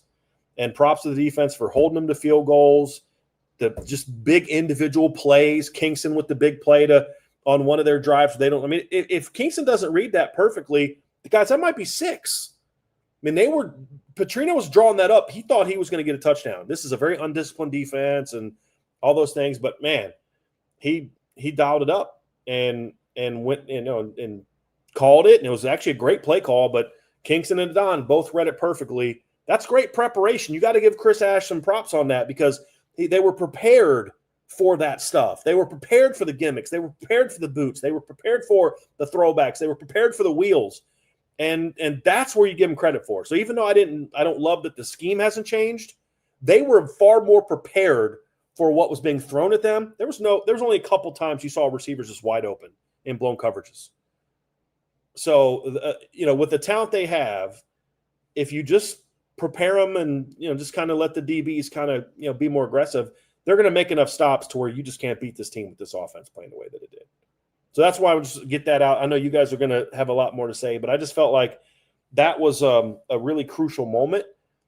And I think the defensive players today really stepped up and just said, no, we're just like, Sean, you've talked about this with Malik, and where they were just like some of those teams back in 15 and 14, they were like, man, forget, this isn't on the coaches. This is on us. We're going to take control of this. We're going to take pride in this. And you saw that a little bit today. And you also saw Mike Mickens starting to it started to look more like a Mike Mickens secondary. allowing them to be a little bit tighter in coverage, getting hands on a little bit more today. In man stuff, not in zone was still, it is what it is, but some of the man stuff, squatting on the out cuts, not letting them push them off the line, things like that. That was the one change I saw that was effective. But when it's Tay and Adon and Mark and Devontae and Christian Gray, even without Leonard Moore, that's just a way more athletic secondary than what we saw, and a more instinctive secondary than what we've seen in past weeks. Like, they tried to test Tay on an over route. He played it perfectly. He almost had another pick. And we've talked about, I haven't picked a lot of passes off, and they're not even close to, there's like 3 or 4 plays where I was like, ooh, they were close to getting a pick there. Adon almost had one. Tay almost had a couple. Mark almost had one. Was it Christian almost had one? Like, they were all over the ball today in a way that we haven't seen so far this year. That's what encourages me. Even though schematically I still have issues, philosophically I still have some issues, those things are what had me encouraged by the way it played the defense today. And you can't chalk it up to it's Purdue. You can't chalk it up to their O-line's not very good. You can't chalk it up to they don't have skill talent. This is a team that's been putting over 30 on everybody. And this is a team that's got talent on offense. And Notre Dame did what they needed to do. Yeah. Well, and before you, let me come on. Yeah. I'll let you go because Brian just pointed out everything. Trev, I just felt like they were calmer today. You go watch the film against Purdue, and they were just frantic. Any motion, they were frantic. Anything, they were just frantic. Even the defensive line was moving late, and they were just out of sorts, and you could just tell, right? They ran games, they were running into each other, guys were on the ground. Just the operation was just frantic, in my opinion. Today, they were just really calm. You just, before the snap, didn't matter what happened. They acknowledged the motion. It was one guy that was saying it, communicating. It wasn't a bunch of guys screaming at each other. And they just played together. Now, you talked about the linebackers and the run game. Very passive, not coming downhill, filling holes, filling gaps. They were sitting back, waiting, and just allowing Arkansas, like you said, to kind of bully. Botello, that came out of, once again, that play on the 55-yard run. People can say Christian should have picked that off. I'm just happy that he broke on the ball aggressively. I'm looking at it like great break on the ball. You get the 2nd and 10. If Jordan Botello does his job, it's probably 3rd and 8. And they're back off the field once again. But they get down. They hold them to a field goal. Boubacar with the big play, like you said, Brian. So defensively, it's so many small things that have improved over the last 2 weeks that were bigger issues against Texas A&M. And like Brian said, getting healthy and having guys return makes everything better on the back end. And Leonard Moore returning is going to make it even better. For 2 reasons, Sean. One, he's a stud, and 2, Mark Zachary is going to be so much better because of how much he's had to play the last 2 weeks. So much better. And he was so much better today than what we saw against A&M and against Purdue last week. Because experience is you can't, and look, Sean, you know this, man. It's true in basketball. It's true in baseball. It's true in football. You cannot replicate game experience in practice. You can't. You can't. Yeah, you nailed that, Sean.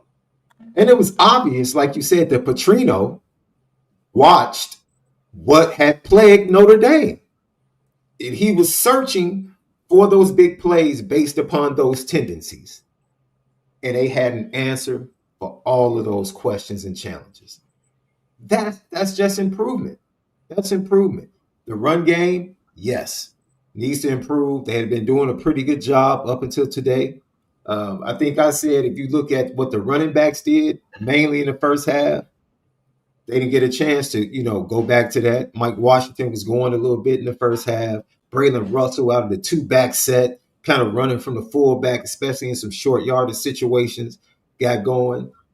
And then, of course, when they get behind, they go to Taylor Green. in the run game. Like that's their go-to to get back in the game. The one big run, and then after that, they had to pass the ball, like you said. This is was an execution mistake. It wasn't like what is he doing? Does he not know how to defend read zone? Like as a coach, what was his scheme? It was Jordan Patel making a mistake. He's better than that. He usually makes that play.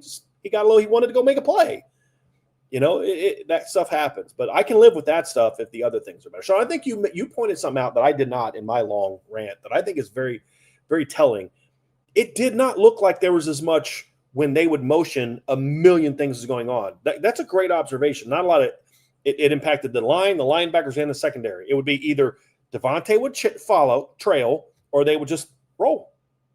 Like, that's it. And there wasn't like 87 checks going on all levels, which completely – that's a great observation, Sean, that shows that there may be, hopefully streamlined communication. Because if you streamline communication against Bobby Petrino's offense, then you'll be able to streamline communication against everybody's offense because he throws a lot at you pre and post snap. So that's a great observation, Sean. And Trev, I know you and I talked about that before as well, and you saw that as well. So I thought that was a very interesting observation. Very well done, Sean. See, I was going to leave, but Sean started running. I was like, oh, that's a really good observation. That's really good stuff right there, man. Really well done. No, that was money. No, absolutely. Brian, any final thoughts before I know you got to get rolling? I just want to say how much I appreciate the work you two have done the last couple of weeks, as I've needed to not be on some shows because things going on with my wife and business and everything. And I just want to commend you two guys on just great work. You guys do a great job together. I've gotten tons of great feedback from fans about the rapport you two have. So I want to appreciate y'all very much. I know you guys have more to talk about, but let people know you and I will be doing the Upon Further Review, Trev, on Monday because I'm going to be traveling tomorrow. But thanks, guys, for just an absolutely great job. Great work the last couple of weeks. And I can't wait to break down the film and get up inside this thing because it's going to be a lot more fun to work and break down film when you have the performance like this. But, yeah, Mike Denbrock is showing he's worth every single penny, and that you're paying him. Man. And so is CJ Carr, and so is Jeremiah Love, and so is Jadarian Price, and a lot of that skill talent. It's fun to watch a team on both sides of the ball where you're going on the road against an SEC team who's solid, and it's just another week where you are the more athletic team by far on both sides of the ball. And if they can still continue tweaking this defense and just, there's still some stuff to clean up. If they can just make this a top 30 defense, this team can go as far as we thought they could before the season. The way this offense – now you got to keep it rolling, and teams are going to adjust, and teams are going to get more and more film on CJ. But I have a feeling that Mike Denbrock's going to be able to keep this thing going. You saw that in the chat, Trev. Brian's got me out here blushing, man. I appreciate you. I really do. I really do. So it's been a lot of fun doing shows with Sean. Is what you just started what made you laugh? Yeah. Yes. Do you understand the words that are coming out of my mouth? That is fantastic. That is so. Speak any English? Do you understand the words that are coming out of my mouth? Oh my goodness gracious, that's awesome. Great. That's awesome. So good. Oh, great work, guys. Man! All right, Brian. Safe travels, brother. Ooh, that was good. But Sean, Brian hit on so many good points, man. I mean, at the end of the day, like we said at the beginning of the show, there are improvements that this defense will have to make moving forward, because at the end of the day, there's some things that they might have gotten away with against a team like Arkansas that you're not going to be able to get away with against when you go and face NC State, when you face USC, when you face Boston College or Pitt. Look, man, at the end of the day, this defense has to figure out a way to cover running backs out of the backfield. As strong of runners as Braylon Russell and Mike Washington are, they're not elite pass catchers out of the backfield. They're not. And at the end of the day, you're gearing up to face running backs that can catch out of the backfield, like Desmond Reed and Turbo Richard and Eli Sanders and Hollywood Smothers. And these are guys that can hurt you out of the backfield, especially when they get the ball in their hands in the open field. So they're going to have to find different ways to make sure that they're protecting underneath. But at the end of the day, Sean, you pointed it out perfectly. They held an offense that's averaging 43.5 points per game to 13 points. Arkansas was the number 4 team in the country in passing touchdowns entering this game. Taylor Green had 0. 0. They were averaging 324 passing yards a game. He had 207. 207. I mean, that's impressive, man. No matter what way you spin it, it is. Now, I'm not ready to hand over flowers because, like we said, and people have pointed it out in the chat, the defense was helped out by the fact that they went away from the run because the offense did what they had to. But like I said before, guys, this is the reality that we're going to be in now, is Notre Dame can not – it's about complementary football. Notre Dame's offense can make opposing offenses one-dimensional. And that is the best spot that you could possibly be in when you're a team with a struggling defense. You know, people talk about, hey, focus on the run, make this team one-dimensional. Hey, play well over top so you make them one-dimensional in the run game. Well, another way to make a team one-dimensional is when your offense posts 42 points in the first half. That's a pretty good way. You know what I'm saying, Sean? So, I mean, look, when you go and you look at what some of these over-unders were on FanDuel, I think most of the under – I know Omega Blake hit on his over in receiving yards. Some garbage time. Taylor Green was under in his passing yards. Taylor Green, I believe, was also under in his receiving yards. Taylor Green was also under in his total yards. I don't think any other receiver didn't hit their over. And I think their total points were set at 30.5, and they scored 13. I mean, their one touchdown of the game came from an offensive lineman. Sean, that's a pretty good day at the office. It's a pretty decent day at the office. You know what I'm saying? There's a lot of good to take away from this defensive performance. Stuff to build on and stuff foundation for moving forward. But look, there's one player that I want to talk about he's been brought up, but I want to highlight him. Actually, a couple. First one, Sean, and you know where I'm going with this one. Tay Johnson looked like a dude today. Flying downhill, making plays in the run game. He got his hands on 2 interceptions. Tay Johnson looked like a dude today. And you and I talked about this. Brian and I talked about this on Thursday as well. We thought that Tay Johnson coming back into the starting lineup was going to allow a Don Schuler to play like the safety that he's comfortable being. And we saw that today. Absolutely saw that today. Also, tip of the cap to Luke Talich for picking up an interception as well at the end of the game too. Good for him. I know that's another confidence boost. But if you can get this secondary to start gelling, like we talked about on Friday, bro, it can't be both. You can't have a passive secondary and not get a pass rush. You can't have both. You got to find something to fix. And shout out to Mike Mickens for what it looks like taking it upon himself, along with the guidance of the rest of the defensive staff, Chris Ash, Marcus Freeman, et cetera, to say, hey, we're just going to start playing aggressive. And look what happened today. Notre Dame got 3 sacks on Taylor Green. And the secondary had a good amount of pass breakups as well. They look good, man. They look good. Another player, again, he doesn't get recognized enough because of the dirty work that he does. I thought Gabe Rubio had another really good game in the run game.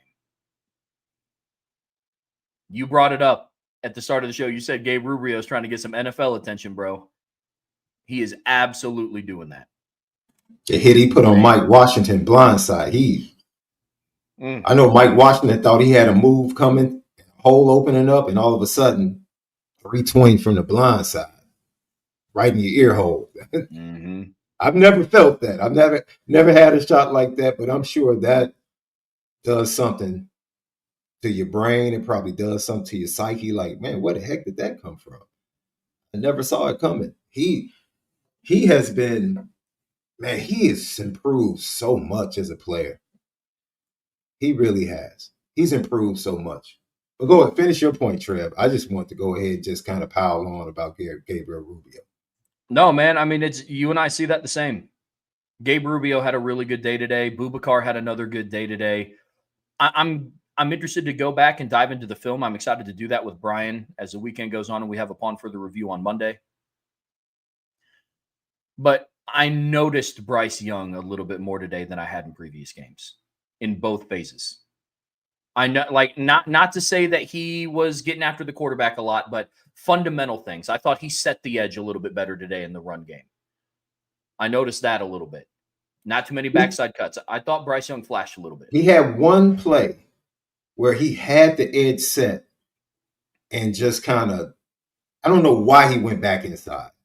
And Mike Washington was able to bounce it outside. Just force him back inside and let your linebackers clean that up or let the safeties clean that up. But other than that, I agree with you totally, Trey. Totally. He was much better. Much better today.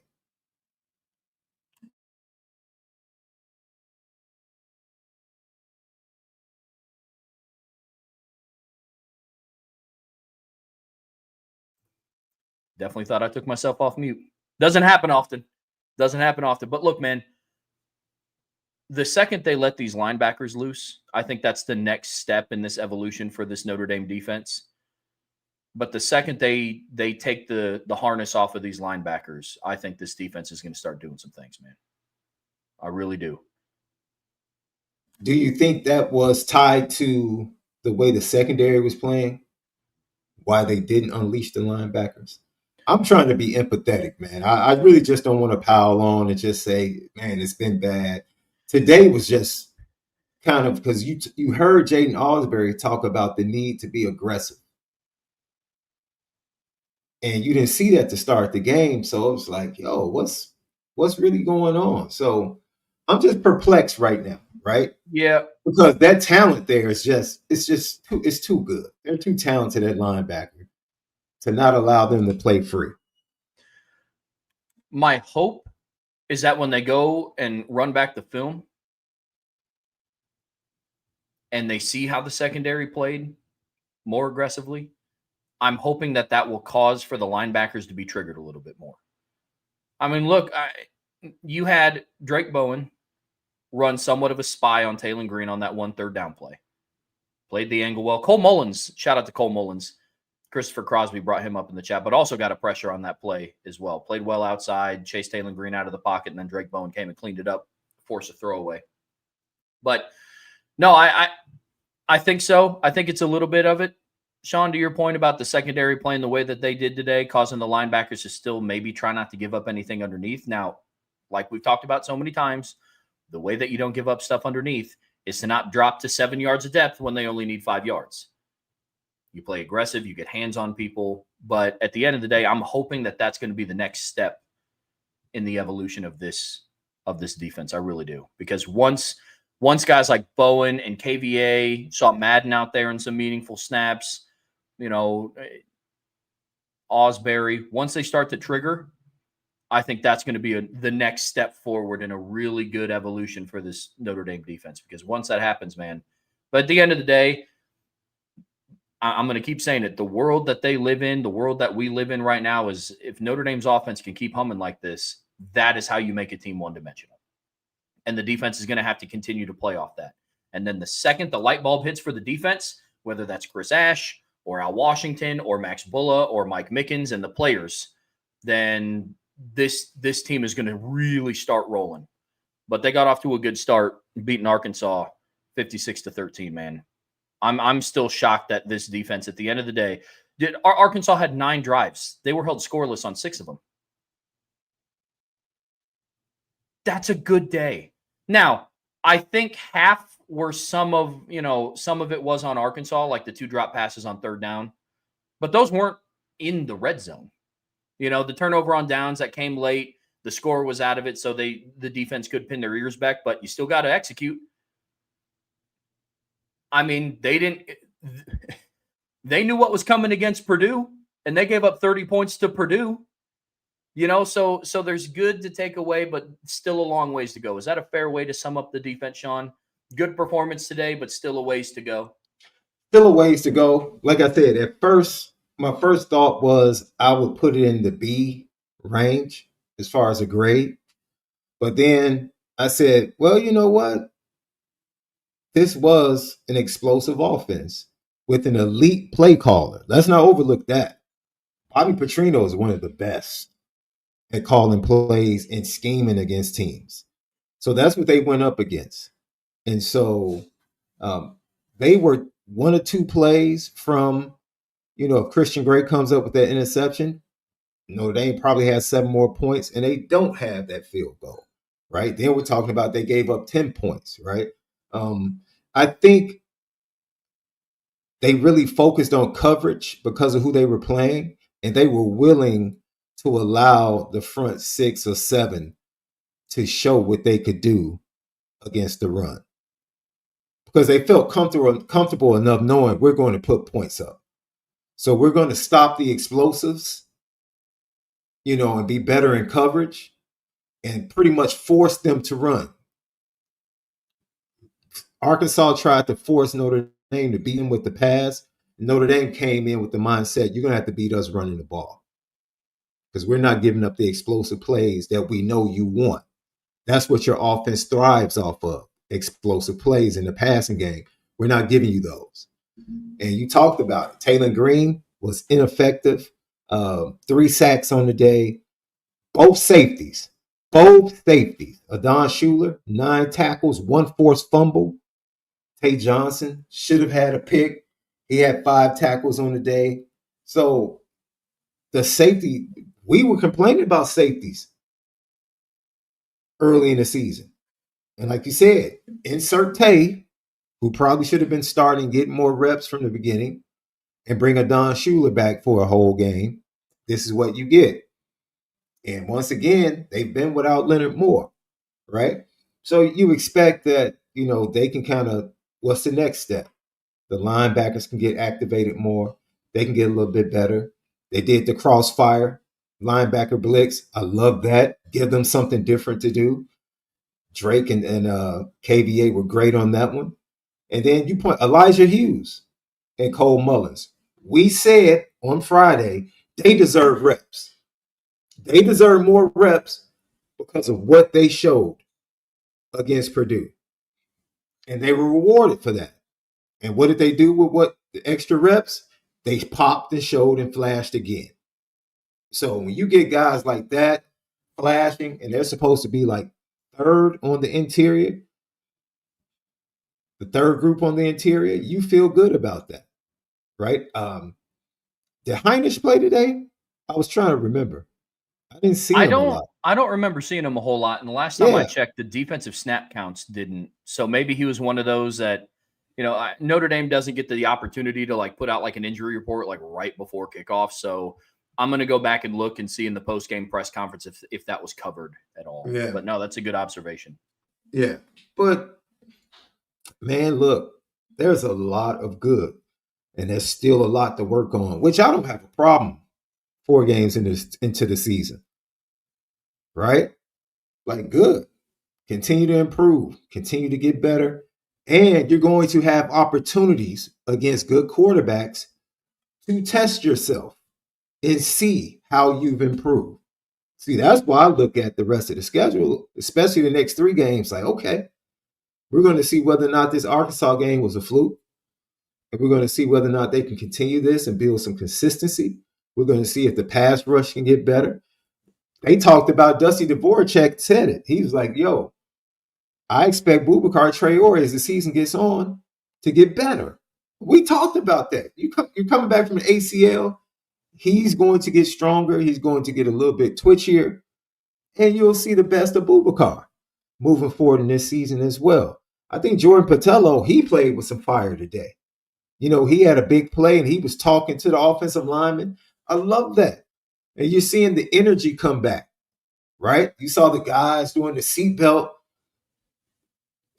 sign, when passes defended. You saw Drake Bowen screaming. They're playing with energy when they had no energy just 2 games ago as a defense. And you start to see that come back. And that reminds me of the Notre Dame defense and how they played. They played with a chip on their shoulder. They played with exuberance. They played with some energy, man. And they played fast. They played together.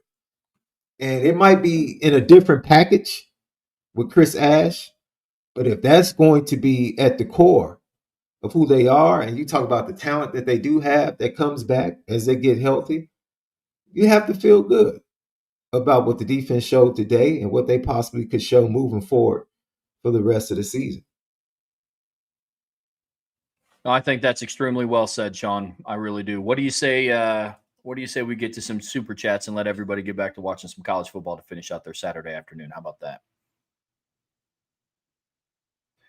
All right, folks. To wrap up today's post-game show here on the Irish Breakdown podcast, brought to you by FanDuel, we got some super chats to get to, and as you guys know, we get a lot of these when we do post-game shows, and I love answering all of them. We're going to get to all of them before we get out of here today, and we're going to start up here at the top from our guy, Eric Carroll. First time this season, thank you for the super chat, Eric. First time this season, I felt a bit hopeful. Running the table might just be possible. Looking forward to SEC shorts this week. I think that's well said, man. I think that's really well said. Sean, I know we kind of covered it, but big picture, how are you feeling after this? I mean, I know it's like kind of a little doom and gloom before this. Not a lot of people put the weight into the win against Purdue. Pick up a big win on the road against Arkansas. You know, middle of the road team in the SEC. How are you personally feeling about the near future for Notre Dame? I don't want to talk about November yet, but we talked about how this upcoming slate for them might be their most difficult part of the season. How are you feeling? I think they're a train. They're just a train, a locomotive offensively, right? And I don't see anyone in the immediate future that can really slow them down. I think it's going to be about how efficiently and clean they play and execute offensively. That's the story moving forward for them. Defensively, it's about going back to work, right? Don't get caught up on this game. You know, celebrate for a night, celebrate for a day. Let's get back to work because it's the same hard work from everybody that got the execution you got today and got the improvements that you saw on the road against a really good offense. So let's keep it going against Boise. Same lunch pail, hard hat mentality. Let's work. We have work to do. We have things to get better at. And as long as they do that and get healthy, they're going to be fine defensively moving forward, right? So now, I said it, man. The next 4 games will tell us everything we need to know. By the way, good call on that Virginia pick. That was a good call, Trev. You're good. You're good. You're good, my dude. But I have my moments. Yeah. But no, with all seriousness, man, my prognosis is they win these next 3 games. That's my prognosis. And I think they win them convincingly. Honestly. I do. I win them convincingly. And I know they're 2-2. And you can tell, man, look. If Notre Dame plays well on both sides of the ball, they are easily one of the best 5 teams in the country. Easily one of the best 5 teams in the country. You know, it's just a matter of whether or not they go out and execute, specifically defensively. Yep. Well, we see that the same, Sean. I think from just the pure offensive display that we've seen the last couple of weeks. I agree. Look, man, at the end of the day, I think this is a good step in the right direction. I really do. And a big step in the right direction as a team. Now, we can talk about to what varying degree on offense and defense, but as a team, as a program, there's a big step in the right direction. And in a must-win situation, they came away and won. I think that's all you can ask from this unit moving forward. I agree with you completely. Triple J with a super chat. Thank you for the super chat, Triple J. Great game. Marcus Freeman said on College Game Day he was looking forward to seeing what the team would do. Well, I guess they showed him. Offense unstoppable. Defense good improvement. Really proud of the team grit. I agree. I agree with you completely. It echoes a lot of the things that Sean and I talked about. So I could not agree more. Got one in here from Tercero87. It's like a resident Arkansas fan. Thank you for the super chat. Told y'all my hogs would fold. Irish looked good. I appreciate that super chat, man. Notre Dame looked good today, but look, I mean, at the end of the day, Arkansas still has a really good offense. And I do still stick by that. Truthfully, I do. A lot of talent on offense. Shot yourselves in the foot in some way. I'm hoping that they're able to bounce back and find some way to turn it around. I do. But it was definitely a good win today for Notre Dame. Absolutely. Super chat from Ryan Olenek. Thank you for the super chat, Ryan. Go Irish. Defense looking better. Are you guys doing a tailgate for the Boise State game? My family and I are in town from Idaho and would love to see you guys. Ryan, I appreciate that, man. So I know that we are doing tailgates for the NC State game and for the USC game. Now, I know sometimes Brian will like to do meetups on campus before. I'll also be up in town for that game. Brian and I will be up in the press box. So we might do a meetup. And typically that happens in the quad area in between Touchdown Jesus and the stadium. Because Brian and I on game days, especially on a 3:30 kickoff, we're getting to campus around noon. I'll be up there early. So I just love being around campus on game day whenever I get the opportunity to. So we'll probably do some sort of meet and greet at like 1. I'll have to talk to him about it to see what time. But Ryan, I hope to meet you up there, man. I love meeting people in the IB community. And Sean, I know you know this, and Brian would absolutely say this if he was on, but you know, the IB community is what makes this so awesome. We can all be together and talk about Notre Dame, talk football. So yeah, man, absolutely hope to meet you up there. That would be awesome. Super chat from Hunter Hall. Thank you, Hunter. If this continues, we are on the way to a playoff spot. Just feels good to have one dominating win. Only thing that has me nervous is a team like Illinois or Georgia Tech gets a playoff spot over Notre Dame. Appreciate y'all. I mean, Sean, you're an Illini guy. How you feeling? That would kind of be painful. Yeah, as an Illini guy, that would be painful if they were the ones that took the spot from Notre Dame. I would be really upset.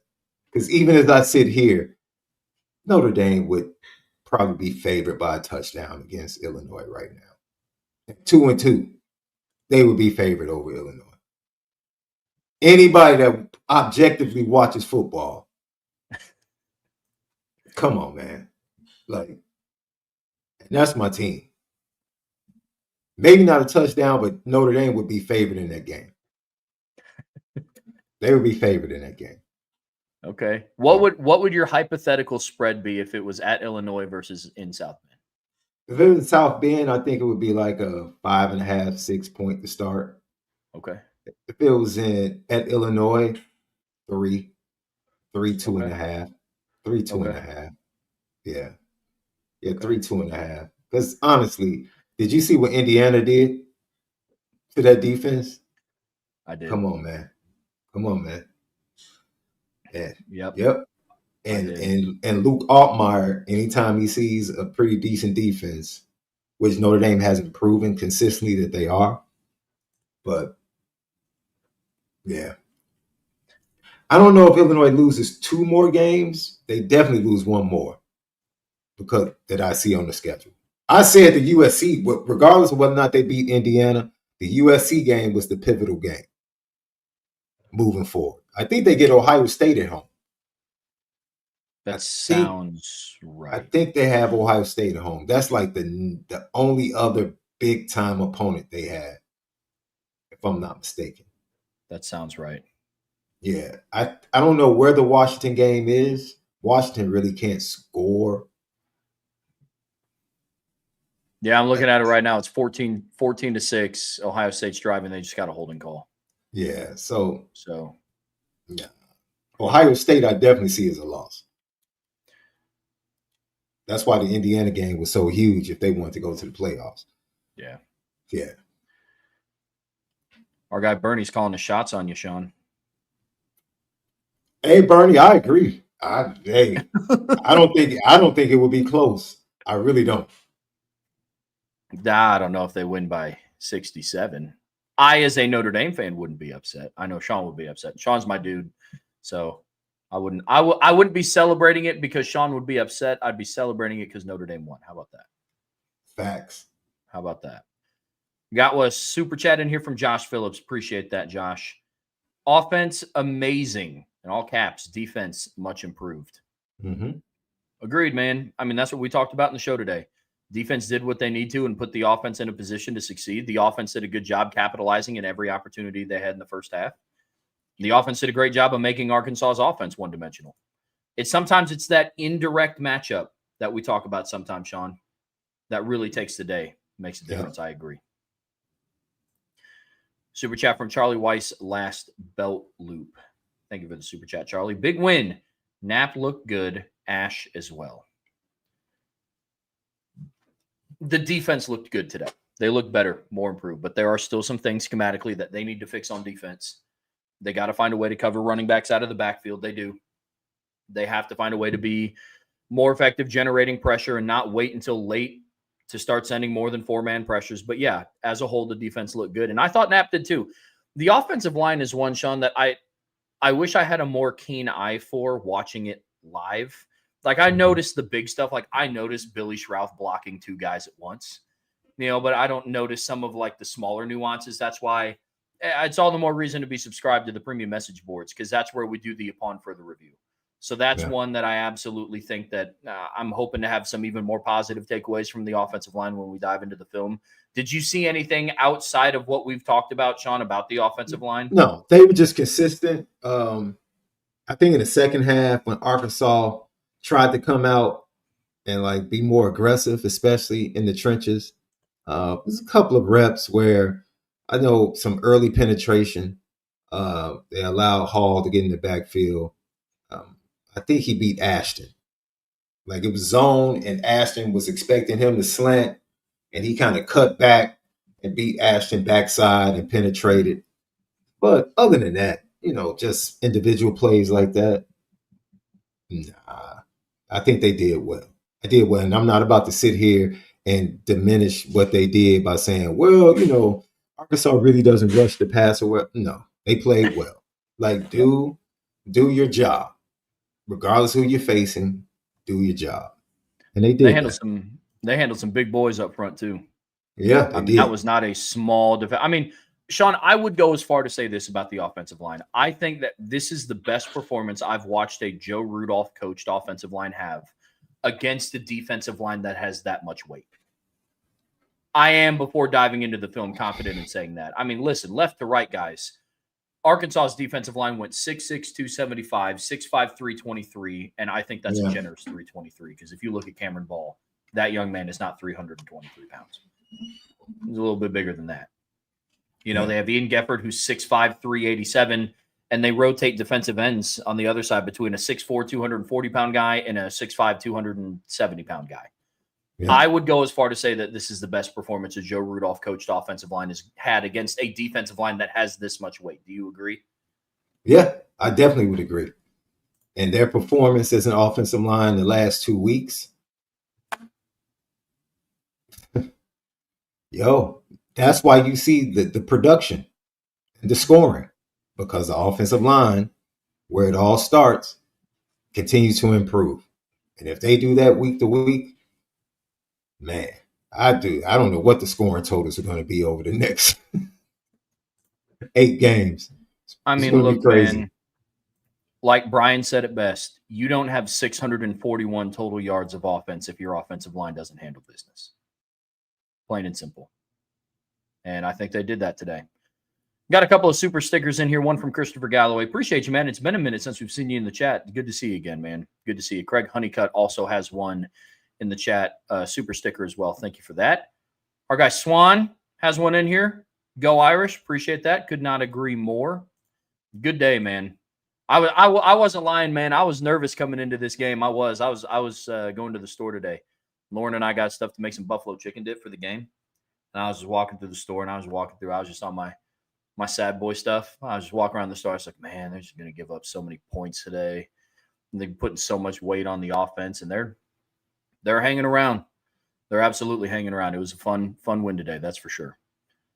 Super chat from Enigma. Thank you for the super chat. Did you guys catch Luke Talich celebrate chest bump the ref after his interception?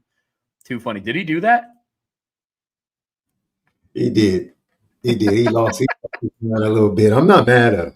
Celebrate, right? That's like somebody last week was upset that Christian Gray was celebrating his intercept. Like, dude, let these kids celebrate, man. Mm-hmm. As long as they're not taunting somebody or disrespecting someone, I'm all for it. But yeah, that was funny. I'll have to go back and see that. That's hilarious. He chest bumped. You know what? I just looked this up. CJ is like plus 3,000 to win the Heisman. I was just thinking about like this offense and where it could go? He's that on On FanDuel? FanDuel, yeah. Yeah. Jeremiah is at 2,500. CJ Yeah. Carr is up plus. Is that 5,000? I'm sorry. Maybe no, that's 3,000. I was just about to ask, like, the reason why is because last week CJ Carr was at plus 5,000 to win the Heisman. That's interesting. It's interesting, right? They're watching him. They're watching him. Now, the live lines are very interesting to me. I'm just now like noticing this, like, oh man. So they're actually like lines that go up and down based upon the progress of the game. Like right now, it's 11 and a half for Ohio State, and they're only up 11 right now. And I'm like, man, I probably would grab that if I would. Dude, I'm telling you, that's how they get you. I succumb to the live bet demon quite a bit. Did you? Okay. I do, because it's, you see how the game is going. And you start to see, I mean, dude, last week, NFL live bets absolutely ate me alive, bro. Did they? Absolutely ate me alive. Shout out to your Bears, though, because they helped me cover. I put in, when they were up 17, I bet them to cover their 16.5 spread, and that hit. And then I bet on Cardinals money line live. And it was after they got a safety on the 49ers, and then they absolutely wet their pants and then found a way to lose that game somehow. But NFL live bets absolutely get me. Yeah. Yeah, it's rough. Ones you got to look out for, man, that's for sure. Super chat in here from Wolfhound. Thank you for the super chat, man. Thank you, Irish Breakdown, for the best Notre Dame recap show out there. It's not even close. Well, I appreciate that, man. I've been extremely blessed to come and be a part of this community. Brian was gracious enough to give me the opportunity to have this platform to talk ball and share my love for Notre Dame football. And everybody that I've met has been awesome. It's still so weird. I mean, Sean, what you and I did probably 10, 12 post-game shows together last year, a couple of RTCF shows together last year before we ever met in person. Yeah, that's true. That's true. Brian and I went through an entire interview process, and he hired me, and we were doing 4 or 5 shows a week together.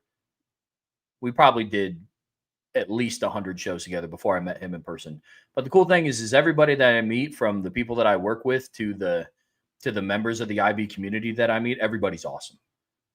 And I always get really nervous meeting new people sometimes. I know that's shocking to believe for some, but I do, and everybody's been fantastic. This IB community, Brian raved about it when I was getting hired. He talks about it all the time, and the community that he's built and that you guys have fed into is awesome. It's awesome. It really is.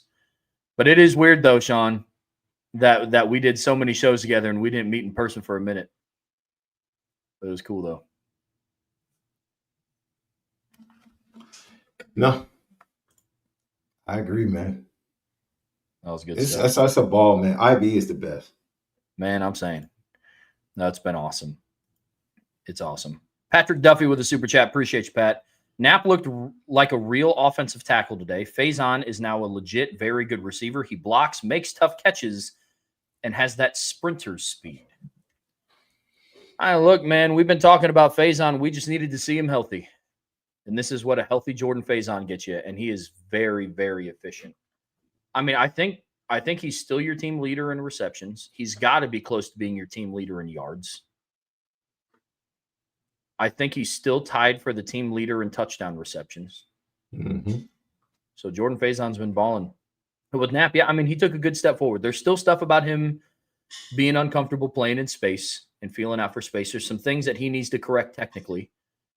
You know, his second kick step with his left foot is still a touch late, and that goes back to him being comfortable playing in space. But yeah, I thought Anthony Knapp looked good. He did his job, and that's all we've been asking for, Sean. All we've been asking for. That's it. The expectation for 54 is to not look like Joe Alt, to not look like Ronnie Stanley, to not look like, Zach Martin. It's just been do your job, because with a quarterback with this quick of a release and an offensive coordinator like Mike Denbrock, you literally just have to do your job. Yep. And that's what he did today. Yep. Totally he did agree. have some dominant run blocks, though. There was one. Him and Eli had a Yes. couple of on combos. on Jeremiah Love's outside zone run on third down, on 3rd and 7 early in the Yes. first half, Yeah. bro. The play Brian talked about. It was great design. That and then was. the execution backside was, I thought the blocking on that play was exceptional.